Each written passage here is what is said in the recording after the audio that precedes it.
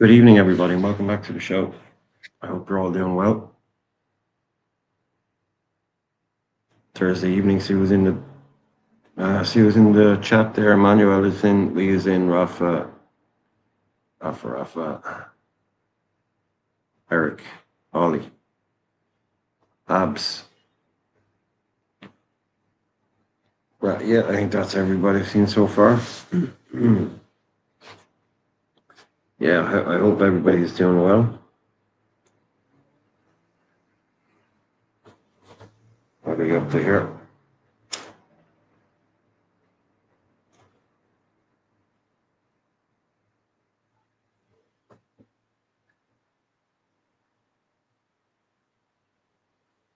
So yeah, we've got plenty of news tonight, plenty of different things. The main topics on the show, we've got Gakpo, McAllister, we've got some PSG stuff. You got a new name to be discussing. We've got Barcola, more Barcola. You've got some Darwin Núñez stuff going on over in the Middle East. But listen.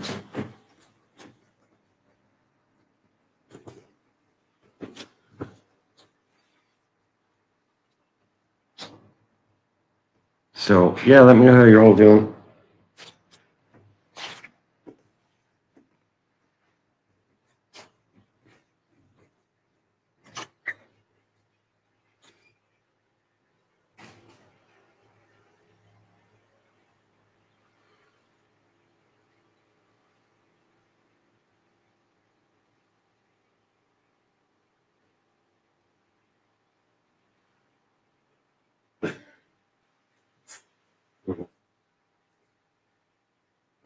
I'm feeling very kind of worn out, but we'll have to get the show, but we'll have to see what's going. I just have to move the dog because, yeah, we've got no real confirmation, but his dad always says that, doesn't he? His dad's his agent. But yeah, yeah, I don't see Man City buying Alexis McAllister and Elliot Anderson and Buwadi and Enzo Fernandez. So this would make a lot more sense to me if it said that Chelsea were interested in him. Maybe Man City might be interested in him if they can't get Enzo, but I can't see a world where they buy both. Doesn't make any sense to me. They've already spent 200 million on Anderson and Elliott, or Anderson and Buwadi, so they're going to spend another 100 million on Enzo. No chance to go for this guy as well. So, like I said, it would have made a lot more sense if they said Chelsea were in for him. But it's the BBC, so again, though, it's just one of the headlines that's up there. Yeah, this isn't the biggest news, but PSG have increased their bid for Mika Götze to get it well over the line. That's all obviously helpful for us towards the Barcola pursuit.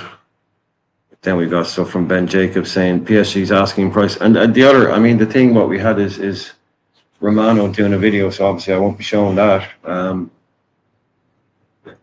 Just saying that we consider the combination, the price of Mbaye and Barcola to be too expensive.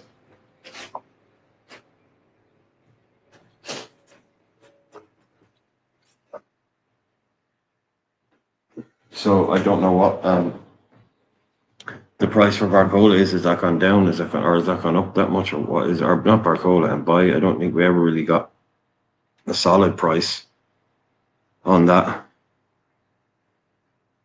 Well, when you consider, John, when you consider they paid 115 for him, the money they paid for him was crazy, but they're only trying, they're basically just getting their money back.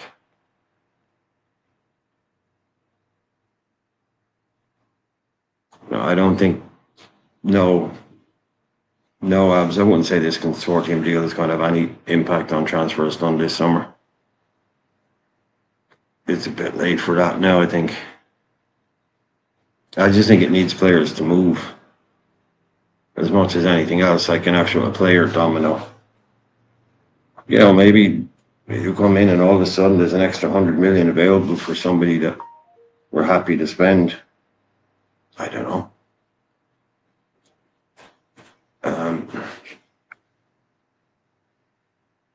Well, geez, I don't know. They're well within their rights to ask for their money back. So if Man City want them, I suppose they're going to have to pay it. But they've given a 5 p.m. deadline tomorrow. All right, this is the whole thing. If you don't, apparently, if you don't buy him by 5 o'clock tomorrow, he's not moving anywhere. So,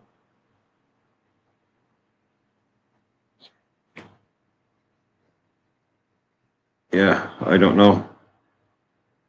Oh, I don't know. Yeah, Franco, I mean, basically, like, I'm just saying what Romano is coming out and saying is that we consider the deal too expensive. So, I mean, I don't really know what he's on about because I don't price reader of him, but we will raise here as well. I'll just try and get through that last bit I was trying to cover there. Yeah, PSG's asking price has been 170, while Liverpool's starting price has been 100 million. However, if PSG drop into the Elliot Anderson, Morgan Rogers territory almost under 120, Liverpool will be ready to offer. PSG may be playing a bit of a waiting game, waiting for Arsenal maybe to enter the race, although PSG could simply still be looking for the highest bidder, which is kind of the same thing. So, yeah, that was that. And again, yeah, just with Romano saying conversations are ongoing for Bradley Barcola, but 120 million euro will not be enough to convince PSG. So that is where we stand on that one.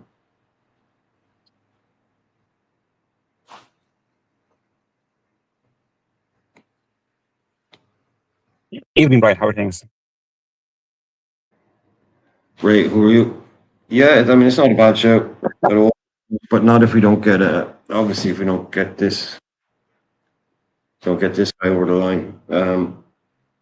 Oh yeah, I'm fairly confident. Yeah, I'm fairly confident we'll still get him. Whatever the price is, I'm sure we'll still get him.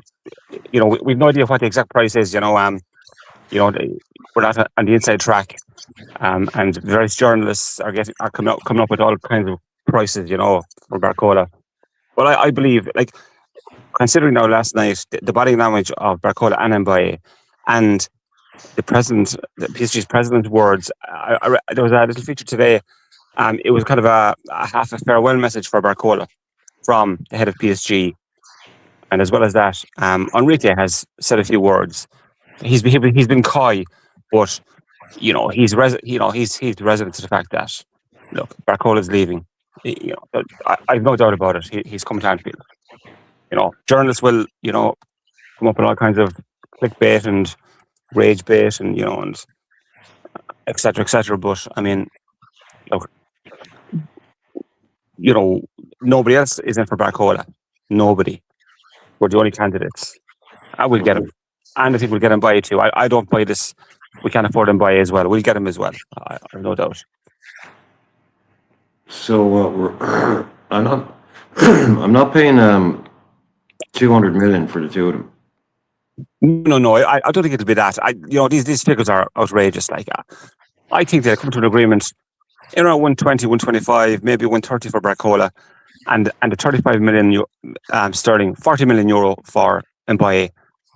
That price was leaked. His official cost, that PSG are willing to offer for Mbaye, and I think we get both, Brian. I can't see why we won't. If we were going to spend X amount on Diomande and Barcola, if we're willing to bring in both, which many believed we were, there's no reason why we can't afford Mbaye and Barcola. Not 200 for both, not 200, but that's just the rumor mill going around and around and around, so. Yeah, I mean, it's not going to cost you a lot less than that, but I'd be hoping like 50 for Mbaye at the very most. At the very most, Brian, yeah, absolutely, yeah. I know we've, look, we saw Anderson go for ridiculous money, etc., etc. But I mean, Barcola, like, I think 120 mil is it's inflated, but it's appropriate, in the current climate. That's enough for Barcola. That's enough, really, in reality, even though it is inflated. But yeah, I think they'll look. It'll be trashed out. I mean, PSG haven't officially signed God's yet. Almost done. Or Ferran Torres, that's almost done. Not done yet. They're not officially PSG players, so we have to wait. And in the interim period, then with the journalists, with their clickbait videos and YouTube and clickbait features, and talking absolute shit, most of them, just to get attention. Get our attention, which they have, by the way. But it is what it is. Mm-hmm. That's exactly what it is. Yeah, I mean, this is McAllister's father coming out saying he's going nowhere because, I mean, like I said, if this would only make any kind of sense to me that Man City are interested in him if they don't get Enzo, because they wouldn't be buying Enzo and Boadi and McAllister and Elliot Anderson. Of course, yeah. It would make a lot more sense to me if this was a Chelsea link. Chelsea look like they're losing Enzo, maybe if they do. Yeah, the winning one out, yeah, absolutely, yeah.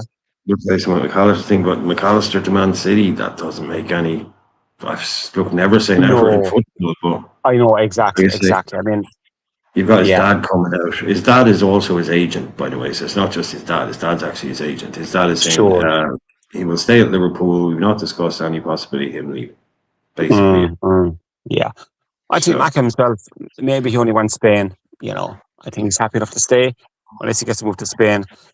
You never say never, like you said, Brian. Never say never. He may go to City or Chelsea. Who knows? But if his dad, being the agent, comes out and says he's going nowhere, I suppose we have to take him at his word. Like we took Luis Diaz at his word, and his dad at his word. So I don't know. We'll see. I think yes, no. I don't know if he's there. Hey, JT. Yeah, hi there, bros. How's it cool, man? Good. We need the signings to be wrapped up. The season starts soon and that.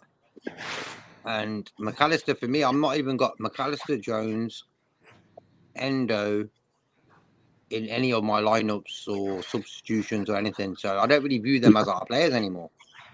Me too, yeah. You know what I mean? I don't know why with McAllister, he was my favourite player of that title-winning season.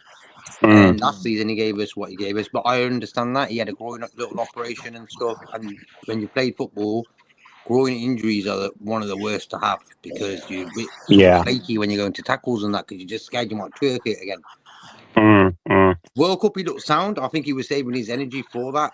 I didn't like that really, but hey, it is what it is. And now he's back, so it's up to him if he's going to do a good season or a poor season. Exactly, JK. Exactly, 100% up to him entirely. And I mean, during the World Cup, he proved. We were saying his legs were gone. I was sure his legs were gone. And this and that, the other thing. Legs were gone. He hasn't got the energy anymore, or the power in his legs. But he proved in the World Cup that his legs are not gone. He had he's the second highest. He got the second highest amount of ground in the World Cup. That's phenomenal. That really is phenomenal. Like, so he surprised me. He did well. Let's up Lee Wizkid and Eric. How you cool, man? That's what I was saying about with McAllister. It depends on which one you're going to get. And that's with Jones as well. It's with every footballer, really. Which one are you going to get? And it's like, do they want to stay at? And I think when a footballer don't really want to stay at a club, you're going to get a half-hearted football player. Of course, yeah. So if he's willing to go and he wants to go, I would allow McAllister to go. How much do you think we'd get from McAllister? How much would you expect if we sold him? The thing is, if Man City want him, I'm charging them 100. Oh yeah, 100%. Yeah, 100%. But if you want to go to Spain and live that dream of most South Americans want to do, I don't really mind what the fee is because at the end of the day, what we're going to do with that fee anyway? We ain't going to buy fucking no one anyway. You know what I mean? Yeah. I'd be hoping we get 60 for a minute, at least 60 mil from McAllister. Yeah, at least. If he's going to go to Spain, Atletico maybe, if, or whoever. City, yeah, charge them a premium if he wants to go there, You know what I mean? Give us Foden. You can have McAllister. Yeah, What? yeah. Foden was my favourite player for City. I reckon he was what a player he was, man. I don't know what happened to him last year. Oh, I couldn't be looking at that haircut. No. Or his mother. Well, I was about to say that, Ray. I've seen a video of that. I was like, oh my days. Like, come on. Oh, man. stop. That's mad. Oh, God. I think yeah. a few things could have affected his game, and he never got to the World Cup. Like, we didn't know what the fuck these players do. You know what I mean? Like, what the shenanigans they get up to and stuff like that. Of course, yeah. And when you see a talent like Foden, who for me was at a time probably the best British player out there, Mm-hmm. and Yeah. he was small, and he was just like, what a player this guy is. And I was like, Yeah. why didn't he support Liverpool? You know what I mean? But last season, disappeared, and he did, yeah. Yeah. Reinders now has gone to he's gone to Saudi League, the mercenary that he is. I'm surprised, but there we go, yeah. Wow. Yeah, Gone to Brendan. He's I gone think to about Brendan. AC Milan. I knew he weren't good. I knew he was good.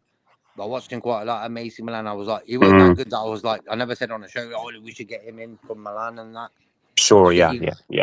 He started off well, but if he's gone Saudi Arabia already, that's not a good sign, is it? And in terms of the new signings, you want to see JK? Yeah, look, I presume I'm convinced we'll get Barcola and Mbaye. But you know, if you notice on YouTube now, the last couple of days, they're only saying now that we won't get Liverpool, PSG have to sign Ferran Torres, Guts, and before they can release Barcola and Mbaye. We've been saying that for the last 2 weeks. So it's common sense, really. Look, at the end of the day, the gap is bigger than what most people think. Like Liverpool 100, as Brian was saying, they probably want 150. No way is that guy worth over 100 euros when you play £100 at all. Like, he's good, but he ain't like 100 million good. He's not a regular.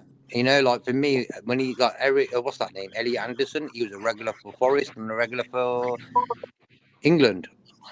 So you can understand the fee a little bit, you know what I mean? Where this lad, he's been a super sub, or he's been a bit part player, and he's gonna have a good career because he looks good. Don't get me wrong. Yeah, we definitely need him. We definitely need him, but we just don't want to get ripped off. Simple. Yeah. What Barcola is, he's a fantastic dribbler. He's just got it. He's got that X factor. Superb dribbler. He's pace to burn. 6'2", I think. He's very slight, but he's got pace to burn, and his finishing. And out of his goals, the finishing is superb, supreme finishing. Some chances not so good, So maybe he could work on the finishing slightly, but but like people say, he's an awful finisher. He's not. A lot of his goals are, fantastic finishes. All types of goals. So, it's harsh to call him a poor finisher. Some of his, some chances he fluffs or whatever. But look, I mean, not every player is perfect, I think Dewey, if he weren't involved in that team, I think Barcola will be more in that team. Yeah. Oh, yeah. Dewey's a good man. Yeah. I mean, they have an enrichment of forwards, Dembele, Kvaratskhelia, Dewey. It's frightening. Like, they've Akliouche now, they'll add Goats to that, and they'll add, who's third? Ferran Torres, Torres, Wow. Yeah, as we see there, as we see there, according to Dave Ossie, I don't know his quoting, but it seems like they've reached an agreement with him. Nice. And as we showed earlier on, what we were looking at earlier on, I don't really like this graphic, but PSG have increased their bid for Mika Goss to well over 50. So they're, as we know, they're on their way. How good is Mika Goss, Brian? The fee seems reasonable enough. How good is he? He's a massive risk. He's a brilliant footballer, but the Eredivisie is a very weak league. He excels. Yeah. Like, technically, his technical ability, his pace, finishing, like he would remind you of Kvaratskhelia. But Right. you really have to bear in mind the league that he's playing in. Yeah. So like Yeah. Yeah. the jump from the Eredivisie to England, like for someone like him, very young, like you wouldn't get anything like you get the same player, but you wouldn't get anything like the output because just the spaces, the chances, the strength of the Of opposition, course. all that would be massive. Yeah. But he's, Mm. I mean, if you just want to talk technical ability, like Yeah. look at the manager that's brought him in. Like look at the players he has. He's up there Yeah. ability Yeah. wise. Sure. It's a good Mm. team to go to, like because they're going to Yeah. dominate Paris.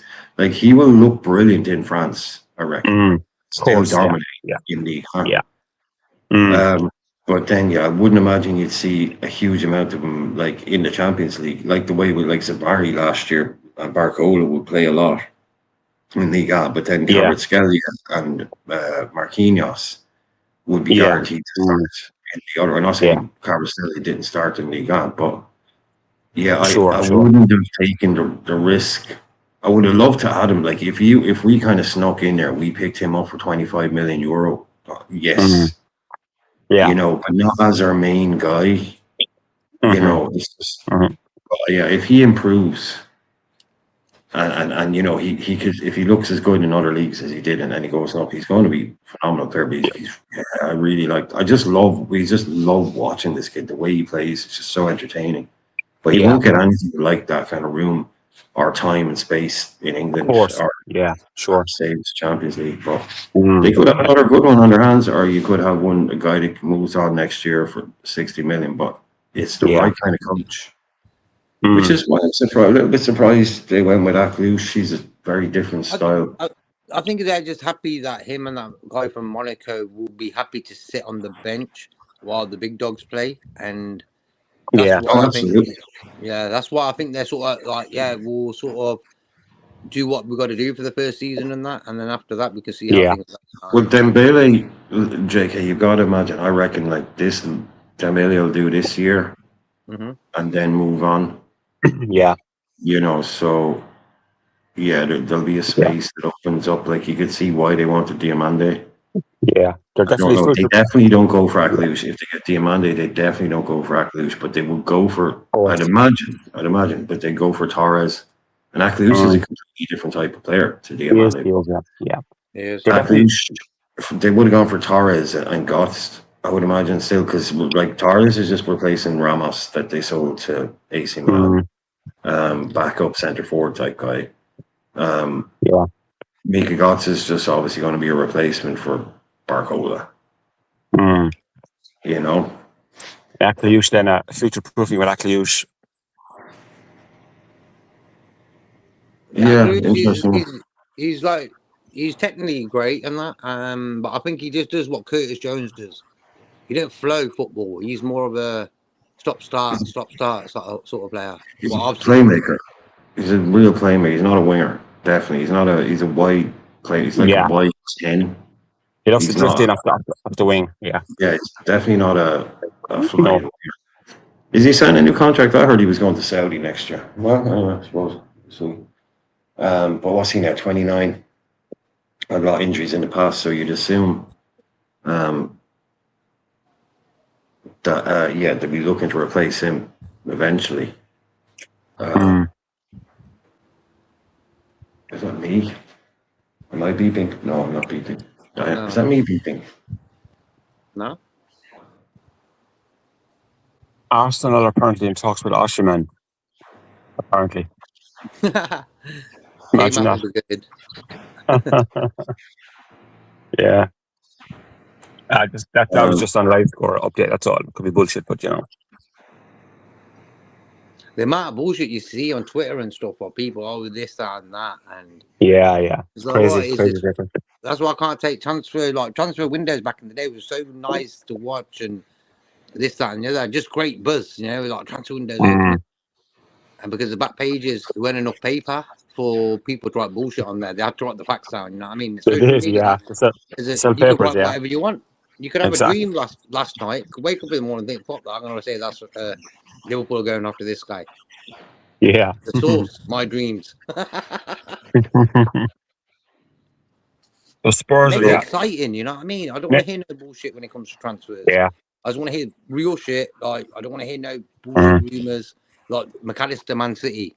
What are they trying to work out? 1 and 1 equals 3 there. Like, McAllister come back late. He ain't been in the America tour. Maybe once because he never had a great season last season.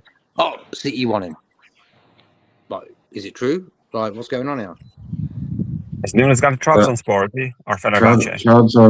Trabzon are out there trying to Liverpool. get some eyes on them. I mean, it's a good strategy. Like I say, I'd imagine if they're in the Europa League next year or in the conference, you know, if they've got Nunes and Salah playing for them, they'll get picked up to be shown on TV. You know, over other teams. Maybe there'll be a lot of eyes on them. You know, getting the two lads back together. I suppose. I mean, they didn't exactly. They're going to win the league next win season. anything. But Yeah. I think imagine them win the league there. next season. Them two, that'd be wicked. I'm going to support them. I want them to win it. Go on. I think Lukaku's joining Fenerbahce as well. I think, as far as I know, for 4 million or 5 million or something. Yeah. Jeez.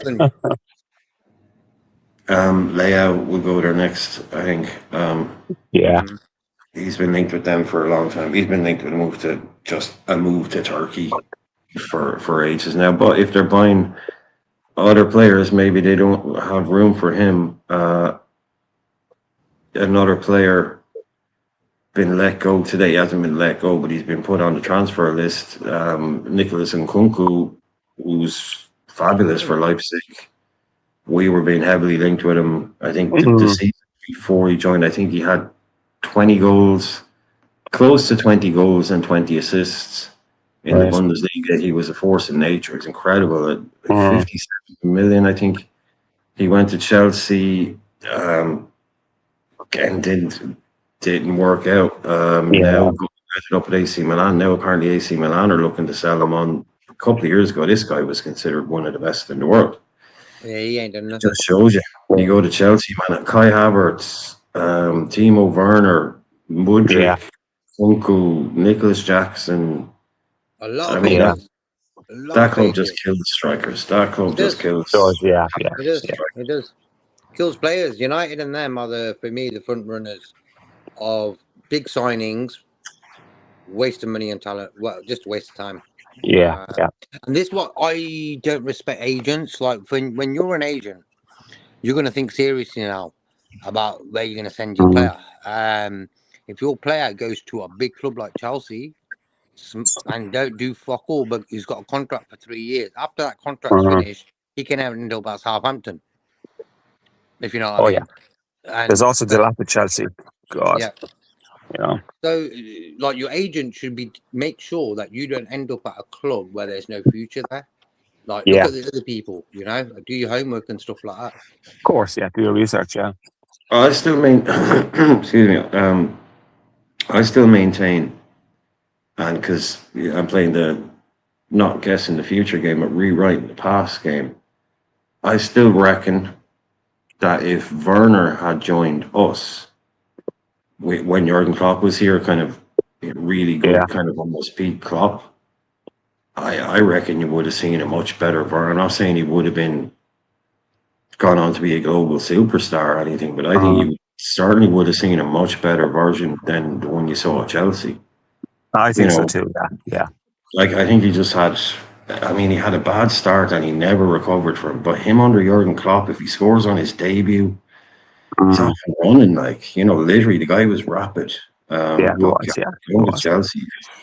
I definitely think that. I'd wager at least that he would have been much better at Liverpool under Klopp than he would have been at Chelsea. I don't think it was, fucking dodged the bullet on that guy. He was made for Jurgen Klopp. He was, completely. But he's back there, and he's back there now, isn't he? Yeah. And he's back at Leipzig. I think he is. Yeah. The one player I would love it. Yeah. The one player Klopp was a huge fan of, and I'd love to, if we got it, was Marco Reus. Remember him? Reus. Well, it was either him or Salah. Yeah. He was a Rolls Royce of a player. He wanted him. He He wanted did, him. yeah. Yeah, He did. Yeah, yeah. that was one of the more kind of famous stories. Yeah, When you yeah. listen about that kind of stuff, it was like the manager. I mean, yeah, Royce would have been great for us, but Mm, definitely, yeah. you know, yeah, we covered it already, Cop, but we showed it already. If anybody else, I mean, he's come out. His dad is his agent.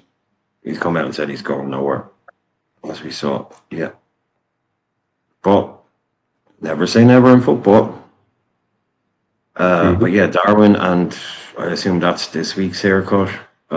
Is off to Turkey by the looks of it. So, like Jake, that's exactly what they want to hear. That's exactly why they've done it. Because you just come in here and say, "Oh, well, I'm going to support them this year." That's exactly why they've done this. Yeah. You know, get all basically. Let's become like a Liverpool party, or like I don't know, Liverpool light or something. I'd say it's Nunes' last chance, the last chance saloon. Doesn't matter how many more chances you give him. He's still going to be Darwin Nunes. He'll Yeah. have a great season somewhere. He's one of those guys where when you look at his Wikipedia page in like a few years' time, like it might not be this year, maybe it's next year, maybe he goes somewhere. He'll go somewhere again and he'll probably bang 26 goals. He'll have, I can see it. He's maybe in Turkey. Yeah. Mind you, Mm. he couldn't do it in Saudi, maybe not enough motivation in Saudi. I don't know. I don't know. Yeah. Yeah, I don't know. Yeah. But I mean, he did it in Portugal. You know, he did it in Portugal. So I think he's still probably got one season in it. If it clicks for him, he could score 20 goals in Turkey, 20, He 22 could. goals. Possibly, yeah. Yeah. And that will get him a move. I Mm. think Yeah. someone will see that and they'll get convinced by it and they'll think, oh, he's back. Get him a move. Yeah. But I've Yeah. always said, I reckon before the end of his career, I reckon you might, even like on a year, I reckon you might see him in England one more time. Don't know if he's finished in England. Forest in 3 years' time, you know, at the age of 31 or something like that. I can see it, Maybe. man. Maybe. I don't think we've seen the last of Darwin in the Premier League. I think we have, but yeah. I don't really care. To be honest. No, I but like I don't mean Darwin. for a top, not in a I top like club. him. I mean, 30, No, no, 31. no. I can see him coming back. Like the way you see some guys coming back now. I can see him Yeah, coming yeah. back. Especially, like I say, if he has one of those big seasons, a club like whoever is big at the time, like Wrexham or something, or after getting promoted to the Premier League, and they're like, he's a big Mm. name. Look at him. But as he is here, how is he? I'm all right. I'm a bit depressed by this news. We're not going to get them both. We're only going to get one. That's a bit depressing, right? I wanted both the gunmen, and we only get one barrel. Innit? I need another cannon on the right. I was hoping it would be Mbaye. I really like that player. So I don't know, Brian. It's a real downer. You know, that would have actually getting them both would have actually raised my hopes for the entire season. True. Just getting one, that's not enough. Yeah, it's true. You need both for me as well. I mean, Yeah, I'm not confident. You know, normally I'm the number one guy. Oh, we're winning it. Don't get me wrong. We're winning it. I don't care. Blah blah blah. But this season, it's like the first time in a long time that I feel like, whoa, we're lacking players, big time. We're lacking yeah, 3 players right now, and yep, I don't know who they are and what who we're gonna get or whatever. But at the end of the day, mm, we ain't sold no one. And when you look at that, if we got rid of Jones, McAllister, and Endo, I reckon yeah. things would have moved quicker because them guys are still here. Yeah, and it's Gakpo. been slow. Yeah. Capco, Harvey Elliott, even you could have them Mm. guys. You know what I mean? Yeah, but There's a lot of you can't risk you can't risk selling Gapco without actually getting someone in for that thing. Of So course. Yeah. it Yeah. would have been Absolutely. the. Yeah. Do you know what I mean? He's got to be the Of course. last Yeah. one out after we get the replacement Yeah. in. So It's there's no odd. way we. Yeah. Yeah. Yeah, It's odd because he's our most valuable player. We could sell. yeah, You know, yeah. that's the caveat. You know, but I know what you're saying. You know, we need backup for Isak, and yeah, I know. Mm. Unless But I mean, if we're yeah, sorry, go ahead. no, I was going to say. I mean, I've said it before when was it Birdie was on? Like, if you're not going to cover us in midfield or the back line and the right back position. Just get me the guys at the front because I think with those two, plus Isak and Wirtz, and Mm. Soboslai to do the running and the shuttling between defence and midfield. I think that could be enough to actually make us an effective force in the league this season. Yeah, we just have to shoot our way to winning games, basically. And I think they could do it between the four of them: Mbaye, Barcola, Wirtz, and Isak. Isak. They could do it. Yeah, I think definitely. Yeah, absolutely. I definitely. I think it'll takes the January, and then January reinforce. You know, I think so. But we do need the right winger. If you only get Barcola, we're going to have to get a right winger from somewhere. You know, an extra right winger from somewhere. Yeah, you know, I mean, the other thing is, from what everyone's been saying on the other spaces and everything, it looks like no one is comfortable with the idea of Rio on the right. But he doesn't. A lot of people are saying he just doesn't look right on the right. Basically, excuse the pun. So everyone seems to be saying that. So I can only take it from what they've seen. I haven't seen him on the right, except that he had a good game for England. Yeah, but I don't know how you guys feel about He's that. fine. I've not heard. Huh? I have no problem with it. He's young, man. He cares. Like, if he plays left or right, it's up to him. If he feels comfortable on the right and he smashes it, fair play to him. If he does it on the left, on the left, you got a bit more competition. If Barcola comes in, so you got Paco, Barcola on the right. There's no one fucking there. Yeah. Away you go. So But he should use his brain there and think, you know what? I'm going to shift over there because why? I'm going to get more fucking game time, and I'll work hard and get it. I'll get that position to be the next Salah or whatever. No, I totally get that. But the thing is, I mean, the thing is, we're saying that here, but everybody else is saying no, they don't like it. I mean, from what they've seen in pre-season and stuff, he hasn't covered himself in glory on the right. No. That's what everyone's saying. We're saying that, but there's a lot of other people. Yeah, but for me, bro, what do we need to do this season? Brian said it the other day about we've got to replace Salah's goals, and that's going to be Isaac. How is Isaac going to score when you ain't got no guys on the wings who are going to cross the ball, bro? Like, it's really bad. It's like that's what I'm worried about the most. Like, even if we get Barcola and the other lad, are they going to feed Isaac? That's what we need answers for. If we only get Barcola, they'll have to use Rio and Munoz for the right wing, alternate them for the right wing. Yeah, I'd be very worried. I'd be extremely worried if we only have Rio on the left wing and Munoz on the right wing and no Barcola to supply Isak.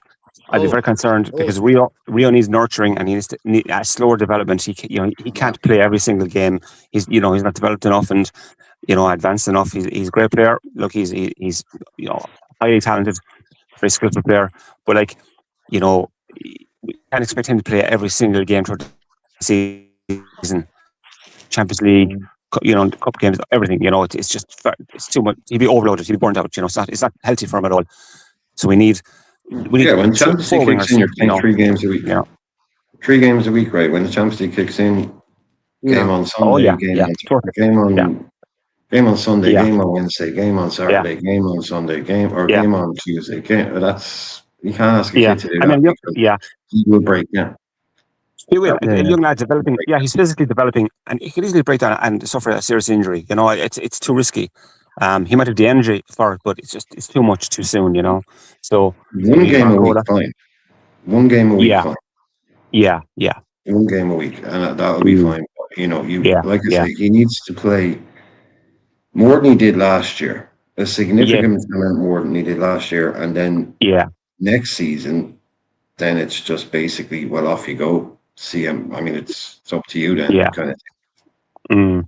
One more season in and out, but by the time next season comes around, he could be pushed to be a starter, basically. He'll have to be, pushing Barcola if we have him. But I said I'd be very concerned. Can I just ask, if we get Barcola, does that mean that Gakpo still goes or not? We don't sell him. I reckon. I'd assume. Look, I think the club is not completely secretly open to the idea of selling Cody Gakpo, but pretending they don't want to do it. But the whole world can see the guy's 27 now. He's gone pretty stale at Liverpool. New manager, new ideas. He's not exactly a Rolla type player. I mean, he can play in any role team, but he wouldn't be the first one to think of when you think high intensity, high pressing. And Of course he's available. yeah, Of course. and he's at his most valuable right now, Brian, because he had a good World Cup. Now he's at his most valuable at his age, at this time. So Yeah. if we can sell him, He's what a team needs. He's what a certain team needs. There's a certain team out there, yeah, be it Tottenham or be whoever it is, that will need Gakpo and will thrive with having a Gakpo and get good output from him. You know, but I don't think that's us. So you get a good fee for him. Let him move on, because it's just, you know, he is good. Okay, I know we all like to take the piss, and he is a good player. He's Okay, good. but he's he's not an he's not a bad footballer. He's a good footballer. Yeah, he's not bad. Yeah, he's not an elite player. He's not what this manager needs. But yeah, look, he can play. He could play for Newcastle. He could play for a Tottenham or a Villa and do an okay job. It'll be fine. Yeah, you know, but he's not necessarily what we need. And if someone's going to give us 60 million, which No, but look, if you make a profit on a player like him. Yeah, but if you rank him in terms of the most effective left wingers in world football, he's in that top 10 based on his international showing and stuff. He is. Yeah, that's a week. I know, but we can use our eyes. Do you want him to stay? Because I don't. No, not as a winner. No, we don't want him to stay because he's become stale in our eyes. Yeah, because I don't think. I actually don't think. I don't know why he seems to be so effective for the Dutch national team. It's just unreal. It's international football, man. It's international football. Come on, they're playing Finland. Yeah, but you say that, but they're also playing against the best defenders in the world because the best defenders gets chosen for their national teams. It's not just Finland. I mean, he's done. No, I know, but when they come up against big teams, they don't do well. Like Tottenham Holland haven't beaten a big team in a knockout round in a long time. Like they do well. He does in groups, and he'll do in that's his level. It's like mid Premier League level. He will look good against most teams, but then in the biggest games against the top teams, you know, that's what makes him Cody Gakpo and not Vinny Jr. You know, but Cody Gakpo's have good careers. They play for good clubs. Yeah. And we've had the best out of him as well, haven't we? You know, his better years were with us.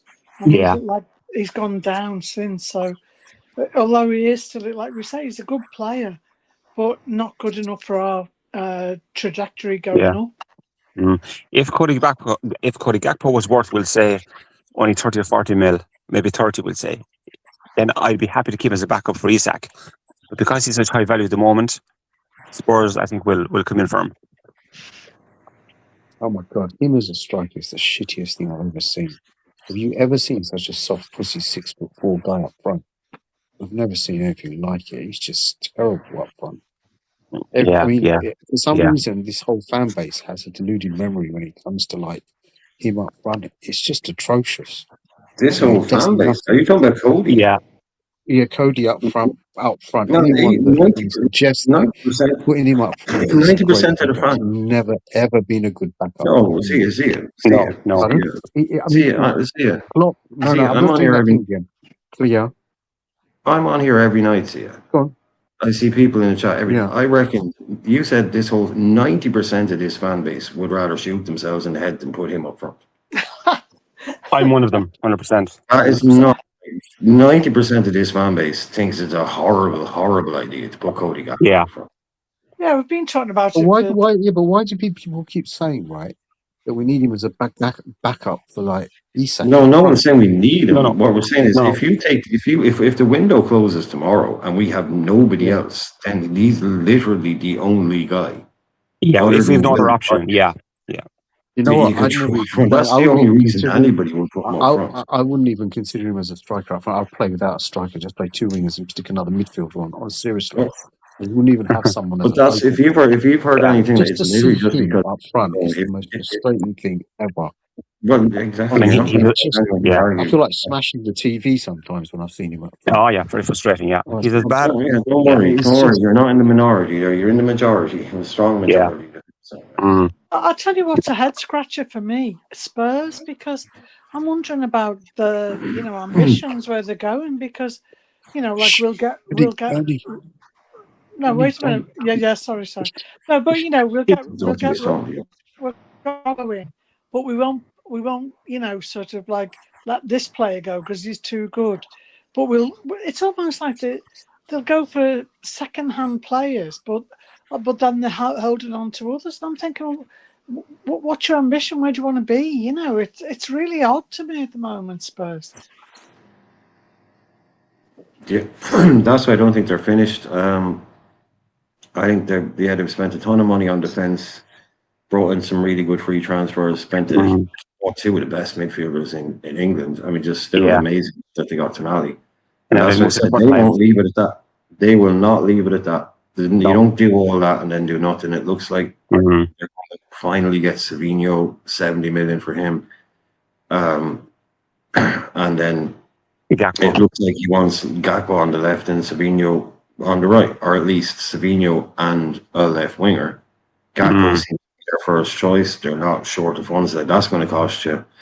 Well, they spent nearly 200 on that midfield, 186 on that midfield. I mean, Gakpo and Savinho, that's at least another 130. And they're spending a shit ton of money. And then they'll Dominic Solanke up front. But I mean, they're definitely aiming high with those kind of signings. I think definitely, especially if they get Savinho and Gakpo. I mean, that's a big statement to make, at least money wise. But Brian, you know, like if Gakpo isn't good enough for us and he's on the way down, why would they think they can get more out of him than we can? Because I think he can do a good job for them. I think he would do because what they need, they're not in the Champions League. You know, they just need someone that can do that in the Premier League for them.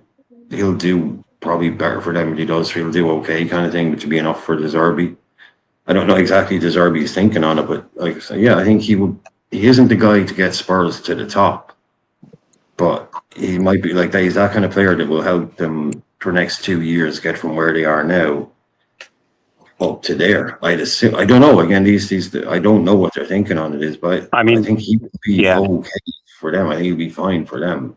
I get your point totally, but we're aiming like higher than them. Hopefully, we aim higher than Spurs. I mean, Spurs can't get any worse anyway, Brian, in the table. So anything's an improvement. Even a Gakpo is an improvement what they have already. I think Gakpo and Savinho are really solid signings for them. Yeah.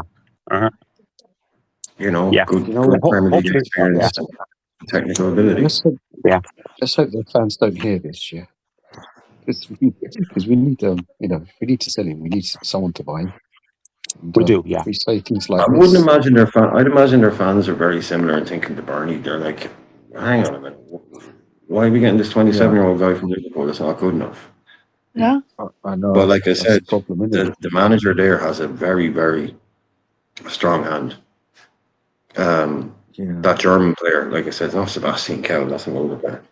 I can't remember Kell, I think is the kid's name. And the story that came out was like after he had negotiations, he was shocked at the amount of power and influence that De Zerbi had over transfer business at Spurs. So this manager is basically picking the players he wants and getting given them by the sounds of it.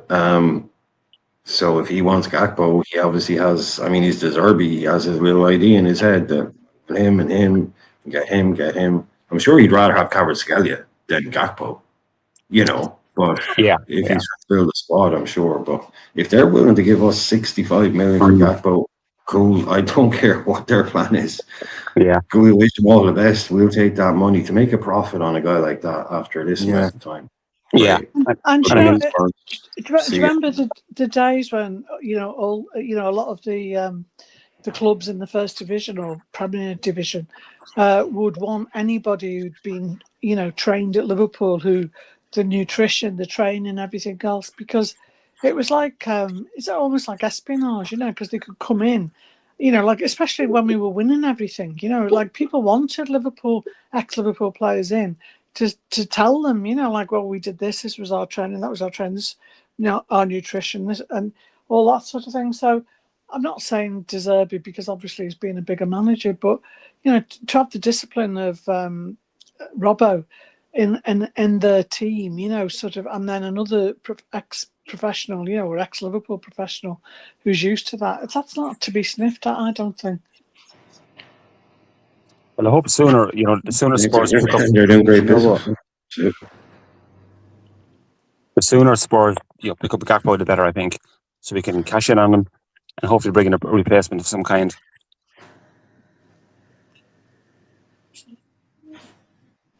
Yeah, he's done his bit, hasn't he? He's off. He's got to be off. No, that whole Barcola fee, I think there's too much back and forth noise about that. We'll see what it ends up being. This kid, like I said, we're going to mention a new name on the show tonight. Hector Fort, who is a fullback for Barcelona, who I only heard about 2 days ago because there was 6 players that were officially left out of the Barcelona squad, made available kind of thing. I think some were made available, but some of them were not registered for the first team squad kind of thing.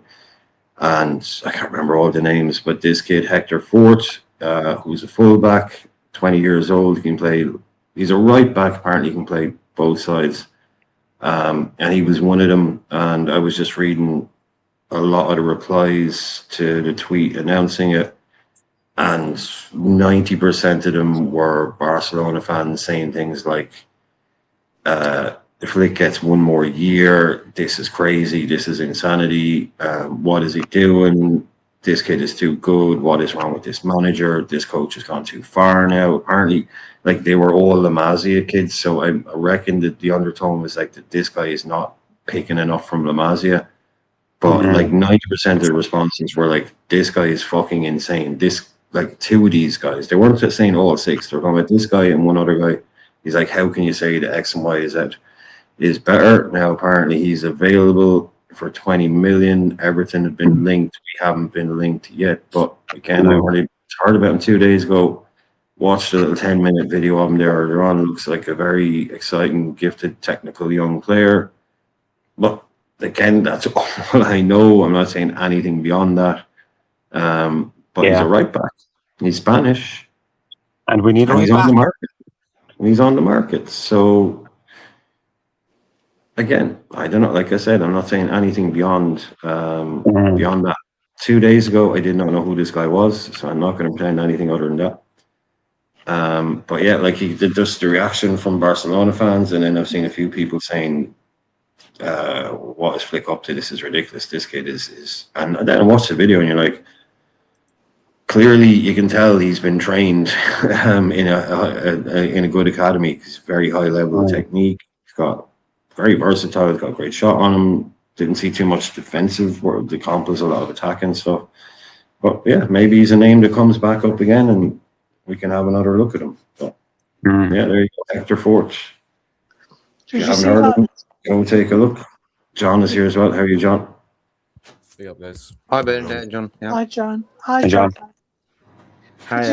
Did you see the snapshot last night of Barcola didn't play, did he? But one of the seniors, at the club came over to him. One of the, sort of management of the club came over to him. That's the sporting director. That's sporting director, and give him a hug and patted him, and also them making out like he was saying goodbye to him. All the best, yeah.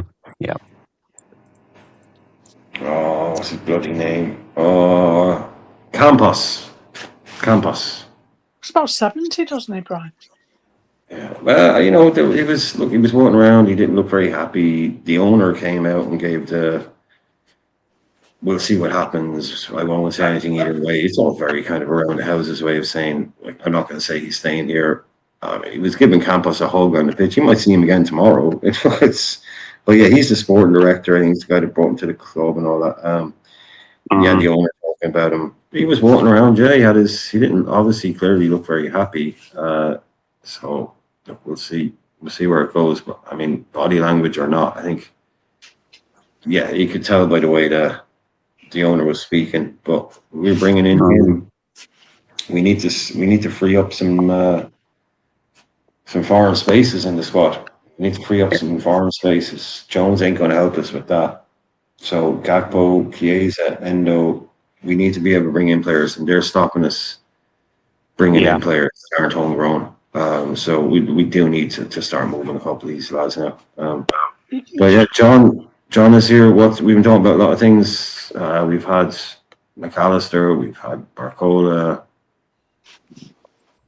Barcola, Mika Godsstar with Nunes off the Trabzonspor, Ferran Torres going to Paris Saint-Germain, agreement reached by all accounts. What made you want to hop in or jump in?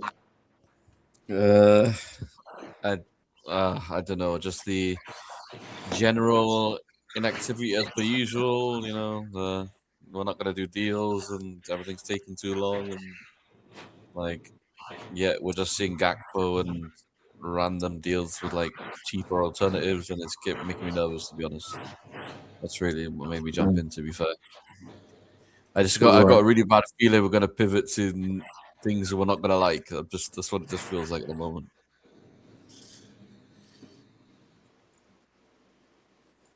Well, ITK space has been very quiet. Let's just put it that way. Yeah, and obviously, so this one is another one. Again, this one I don't think really affects. We got an only once. Don't copyright me for fucking showing this, you Italian prick. Here we go. Torres to PSG. Again, he's a Ramos replacement. But as soon as Mika Götze comes in, is it as simple as ping, ping, ping? Yeah, two very important parts of the jigsaw. Two parts of the puzzle. I don't get it, right? Why have we not gone for these targets that are cheaper, right? I thought we should have gone for Torres. Yeah, and then what about the Barcola? You know the guy that I can't say that Agalush or whatever his name is here. That they've got at PSG. Yeah, why didn't we go for him instead? If he's good enough for them, he must be good enough for us. Yeah, I think they wanted to go to PSG. You know, they didn't want to come to us; they just wanted PSG. Agalush wanted PSG. You know. Yeah, I think if Torres is offered both and he says, "Cool, I'll take PSG," I'm not sure there's much more we can do about that. And if PSG and Barcola wants Liverpool, well then, you know, it's two-way street. It's like, why didn't Arsenal, like if we signed Barcola, we said, well, why didn't Arsenal go for him? They did, and he said he didn't want to go there. He wanted to go to Liverpool. Not much more you can do about that. No, I know, but I didn't realise that we actually gone for them. No, but you were saying, why didn't we go for it? Like, but what I'm saying is, did we actually attempt to sign Fernand Torres, and the other guy, the one that's gone to PSG? Did we actually try? Yeah. No, because Agalush might not have suited our system. I don't know if we're definitely in for him. I don't know. Like, we might have looked at Torres, but you might have looked at Torres and said, is he available? And his agent could have said, yeah, he's available, but he's going to PSG. So, well, we may have had a sniff around, but again, I don't know, man. I don't know. I would imagine we would inquire, what's his availability? You can guarantee we would have loved to have taken this guy on loan for a year. If Barcelona wanted to, do Barcelona stuff and get him off the wages book so they could bring in some random guy. I'm just disappointed. Yeah. Well, don't be too disappointed. I mean, if someone said we were offered him and we turned it down, we don't know. Like, we don't know. Again, we don't know. I don't get too disappointed in that. We'll never know. I am disappointed because, it seems like there's a shortage of bloody players that we can actually go. Well, we might have never been able to buy this guy. I mean, the whole. But what I'm saying is, we might not have been able to bring this guy. The thing is just dragging on forever. Guys, I mean, I'm holding up the entire transfer window. This Barcola. It's just annoying. It's like we. I mean, why are we so powerful? I mean, like you said, you just mentioned it. We need to get rid of some of these other players, but we can bring something in. I mean, we can't seem to even do that. All the energy's on Barcola. It's just ridiculous. Some of these guys, man, they're not the most attractive, though. I was going to say that. Yeah, exactly. Yeah. I mean, Keys and Endo aren't exactly. Isn't it queue of people lining up around the block? Or for Joe Gomez. The only Well, two for any players of there. our forward, Simi, KKs, and Endo. I mean, No, who wants them? there'll be clubs out there that will take them, but do they want to Yeah, go but to those clubs? They'll be small clubs. I would say yeah. Simicast is the Greek captain, isn't he? Captain of the Greek team or something? No one Probably wants him. not Is he, anymore. I mean, did he really? He must have had a Couldn't real even get into shit show, Roma team. wasn't it? No, he couldn't even get into Roma No team. one's. I know. I mean, it's like ridiculous. Zia, don't It's even so try bad. to It's like you don't can't even get. try to hype Simicast in a minute attempt. Don't even this you're blowing up the wrong hole. Mm. It's not gonna happen. And the only two players that are of value who we can sell are Gakpo and Maka, and possibly Gravenberch. But outside of that, there's no point in even trying to sell the others.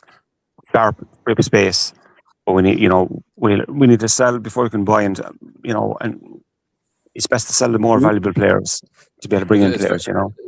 It's very simple. Maka, Grav, Jones, get them out because we can sell them and then just replace them. Yeah, and then totally. Get rid Yeah, of, I know. Get rid of the others. Yeah. Well, I think. We'll do two things. We'll free up space and bring in money. That's key. How do you get right? It's from winning the title to not being able to get rid of some of these title-winning people. It just doesn't even make sense to me. Well, apparently, Chelsea are very strong Chelsea gone, for. World Cup's gone. These channels are all talking. Arujo. I mean, I'm like you, Brian, on him. Every time I see his face, I feel sick. I was like shining loan signing. He's like, you just bought an old banger that needs repair work, and he's just like, look what I bought, everyone. It's just like I wish the other channels wouldn't even show his face. It's just insane. It's not that deep, Zia. Come on, man. Oh, I feel sick seeing his face. Every time we win a title, we just go down a shithole the next season. It's just maybe you know what? Next time, like we do win the title, maybe the crowd shouldn't even come up and celebrate it. Yeah, I think everyone should stay at home. Right. So because these obviously it impacts the players. Their egos reach such high levels they stop running the next season because they got a massive hangover. You remember Allison last season, Bernie, right? He said, "Oh man, I've been partying and partying." Zia, you can see it the other way though, because if these fuckers are in charge, you better celebrate with them when they come, because these guys aren't going to invest to make it happen often, right? You might as well celebrate the ones that do come. Yeah, I suppose so. I blame Zia anyway. If we'd have sold Curtis Jones, it would have been a more realistic season. He's wrecked it for us. Yeah. Do you know what? I want Jones him should have gone a long time ago. Jones, I would have sold McAllister and Gapco. Because I wouldn't say attitude. I would just say last season did a lot of damage. Yeah, and the main culprits were them guys. Do you know what? As well, I know this is going to sound awful. I know this, but I'm wondering. Like last season, McAllister went off early, didn't he? As soon as we'd won. Well, no, after we'd won the league, wasn't it, with Slot? He let McAllister go. And I'm just thinking he's probably. I think that Slot had this bountiful thing about him where he felt it would curry favours with the players, because it was almost like McAllister wanted to go and get a hair transplant, which is basically what we went and did, and Slot let him go early, whether we needed him or not, and he's come back, McAllister, and the season we had with him was so lackluster. I feel like he's more bothered about his comb over, sort of like flicking in the wind. Then he got his hair cut, didn't he? And that was different. Or he got he's back to that. I know it sounds really bitchy and horrible, but I just think where was the passion for our club? Where was the intention to still prove he was the best on the field? And we just didn't see it at all. But Bernie, his hair he only did the hair transplant thing after the World Cup ended. Now, Brian, he had already had his hair cut before. Yeah, he shaved his head. He shaved his head, but he only went to Turkey in the summer. How'd you know? Because you can see it's he went to Turkey. There's pictures of him at the clinic. He did a whole thing where he's arm around the doctor, and he shaved his head in preparation to make people like he basically shaved his head. Normally, he used to put number 2 on, and After the then World Cup, in the summer he went. Yeah, I mean, okay, in the summer. if that's the case, fair enough. But even so, he was let off early to go home, wasn't he? Like he left the club early, and then he didn't come back. He missed the pre-season training. It's like his application to us wasn't there. That passion that we're expecting from players to be there on the money, ready to go. Which is why we're all not bothered about him going, because we missed that commitment. Yeah, I think it was after the World Cup he went to Turkey to get the hair done, but This is the thing, though. I mean, you're saying this, Bernie, but I just remember the season before, even not this World Cup, the last World Cup. That was a season where everyone was lost their legs and whatever it is, and they did this as well. They didn't all go full out. Some of them know it was their last World Cup this season, and they probably did hold back on their performances. I just know they did. You can tell the intensity just wasn't there. Even when the manager probably wanted some intensity, they just weren't up for it at all. And a lot of them, like Van Dijk, even Konate probably, and McAllister, definitely. That's why, if you look at the last season, the one person that did go all out was Dominic Szoboszlai, because he couldn't qualify for the World Cup, And he was the one that did it. Whereas the others, they just all lacked something in their sort of kick up their ass. Yeah. The way I read it, he came back at the same time as everyone else. From the World Cup thing, he came back. People went farther. He's come back. It's after the World Cup. Who was Munoz when he came back? I mean, he got a couple of these people, but I care more about fucking Alisson last year coming out and saying that he basically didn't play for Liverpool because he wanted to make sure he was fit for the World Cup. Exactly. That's This awful. is what That's happens. much worse. This is what happens.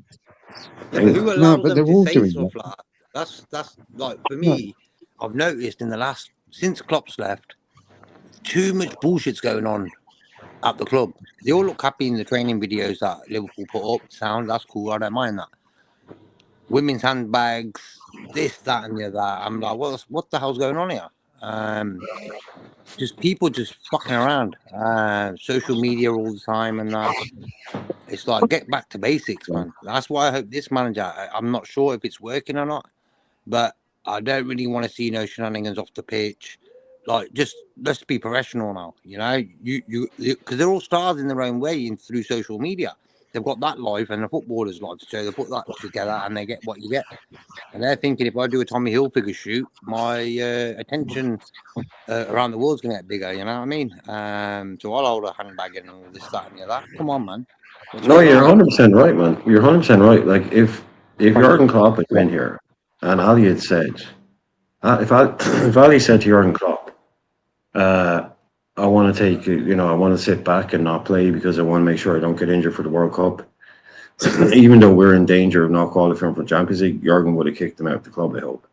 Yeah, definitely. Because he's turning around and saying, this isn't like we're 10 points clear at the top of the league. We're confirmed champions. Do you mind if I take the last 2 games off? We were fighting for our lives.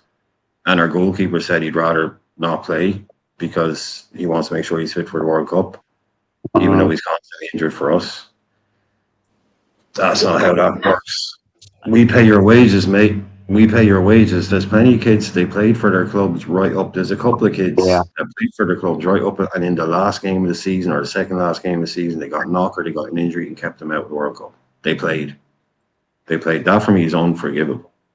It's cheating. It's cheating the fans too, Brian. It's cheating the fans who pay good money to watch their players, their idols play football, and to go to a match, pay for a ticket. They expect to see Alisson in goal. And some of it goes for all the other players who if it is a case that they held back, before the World Cup. It's an absolute disgrace. They're a disgrace to the club. Yeah, but and to what the do fans. you expect, You know? Ray? Like with the season we won the league, what happened after we won that league? We didn't play like champions. We played like a bunch of Sunday league Yeah. players, and we lost. Yeah, but them. that's not really. I'm not blaming it on the squad. That shows you the influence that manager had on these players. Ultimately, the manager's to blame. Yeah, they the dropped manager off. not to blame for that, Jake. JK, just because. No, I reckon he is, because the manager said, "Listen, lads, I want you to play like fucking champions now. Make sure you win every fucking game." That should have been his philosophy. He didn't do that, and the players thought, "Fuck yeah, we'll take it casual." We lost so many games at the end of the season. But just because you can take the piss, like it doesn't mean you're right. Like, I mean, Ali should say, like, just because look for Ali Turner, it doesn't matter who the manager is, and ask for that. I don't care if like that's on Ali to do that. It's like Ali should be way above. Oh, I can get away with anything under this manager. No, this is Liverpool Football Club. Yeah. So I'm sorry, man. I'm not blaming Arne Slot for the fact that Ali wants. Are you telling me? Are you telling me if any of us as fans were there, and then it is different because they're not, but like, if you're there, are you letting Slot tell you, take your foot off the gas, let's just cruise to the end of the season? Are you telling him to piss off? No, this is Liverpool. Like I know what this club is, like, and this guy's been here for so long. Like, surely he must know something.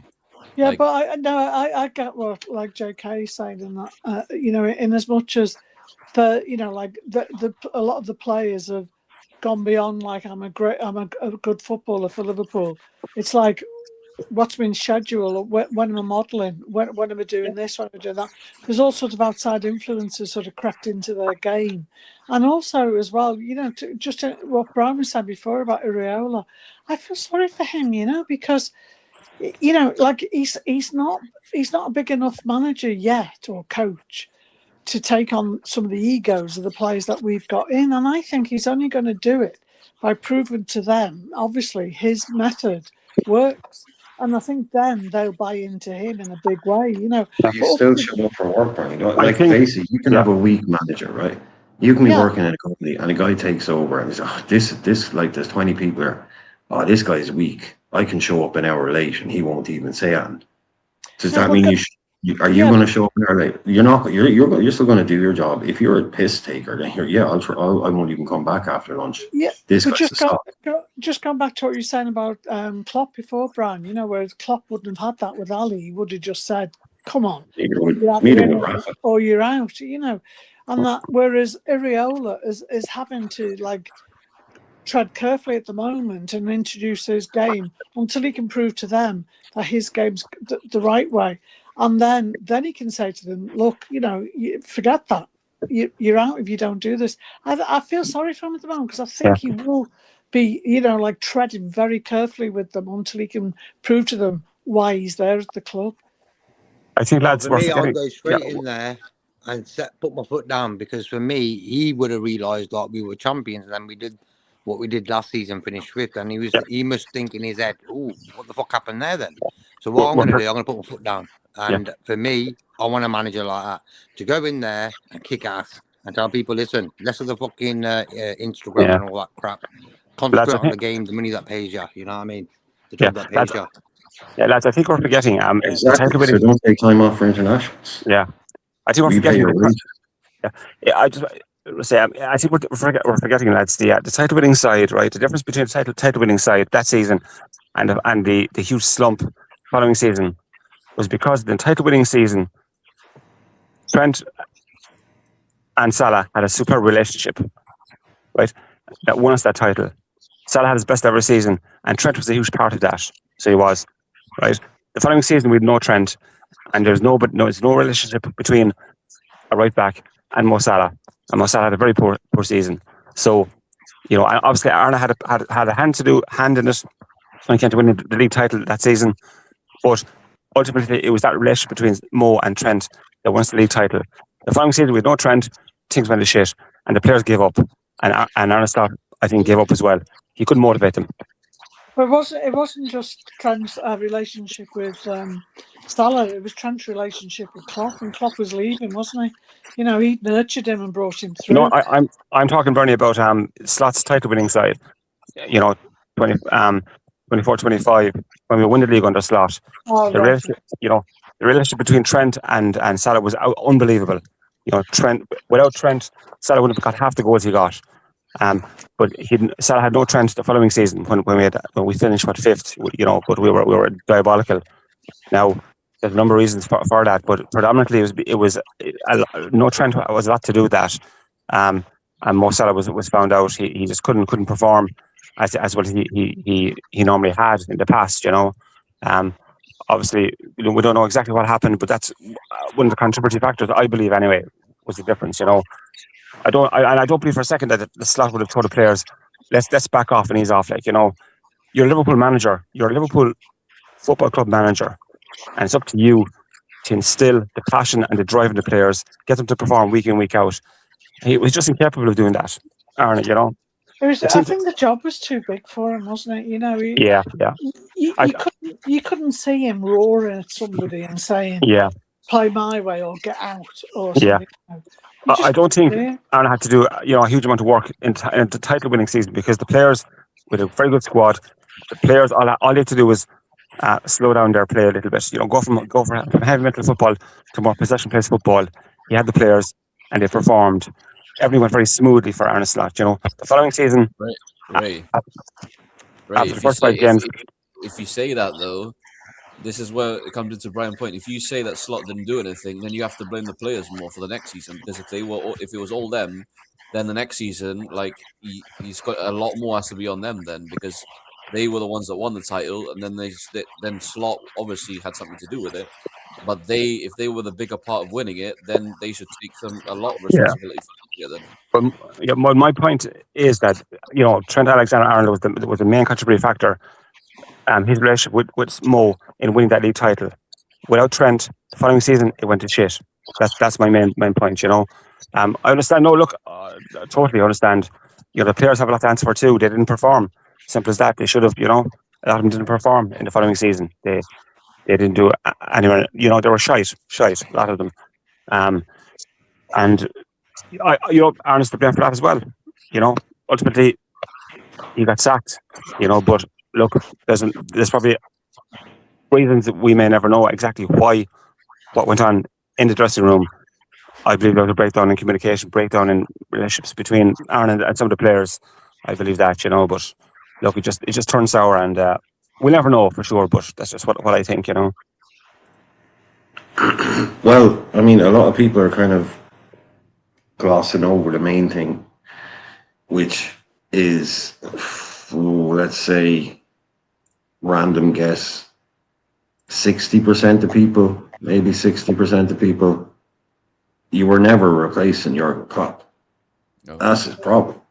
Yeah. It just didn't matter who. The guy to replace Jurgen Klopp had to come in and instantly be a fucking rock star, playing amazing football. Because a lot of people, and you saw it on either, you saw all these people doing their shows, and it was because he wasn't whoever the one name they wanted was, this guy was dead in the water for a lot of people before he even came in.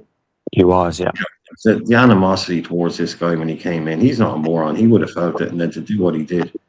But replacing Jurgen Klopp, like I say, it's like we're trying to replace, Maresca is trying to replace Guardiola, one of the greatest to ever do it. Moyes trying to replace Alex Ferguson. Who replaced Arsene Wenger? Whoever replaced Arsene Wenger, who replaced Arsene Wenger? Wasn't it Unai Emery? Was it Emery? Yeah, it was Emery. Yeah. And that's why a lot of people said he was never going to succeed. He wasn't Wenger. That was fifth. You have to walk into a job and to replace one of the most iconic managers at one of the most iconic clubs. When you're Arnie Who from Holland, if you're Ancelotti, if you're someone like that, you've got more of a shot. But this guy, for a lot of people, he was dead in the water before he even got here. And the fact that he won the title only just kind of delayed it. Yeah. They didn't like him before he got here. Never liked him when he was here. Mainly because he's not Jurgen Klopp. And that was it. I mean, that's an impossible act to follow. You don't want to be that guy. You want to be the guy that follows Jurgen Klopp, because the guy that follows Klopp is 90%. I mean, as we see, isn't going to work out. So Iraola isn't replacing Jurgen Klopp. He's replacing Arne Slot, and that's a very different thing. Very, very different thing. You know, so that gives him a lot. And then, you know, more attacking football, spicy football, you know, lots of energy, you know, give them what they want kind of thing. Let's see how long it goes. I mean, he was off on it. That's like trying to follow the Rolling Stones or come on, you know, after the Beatles or something. You know, it's just, you know, you're following one of the most loved managers this club has ever had, and this club loves its manager. You know, it was rough from this again. Like so many people, I'd never heard of the guy. Literally never. I mean, shame on me because he'd won. I mean, I knew the name because it's an odd name. I knew I'd heard the name Arne Slot because it's an odd name, but I didn't know anything about the guy. And all of a sudden, he's a Liverpool manager.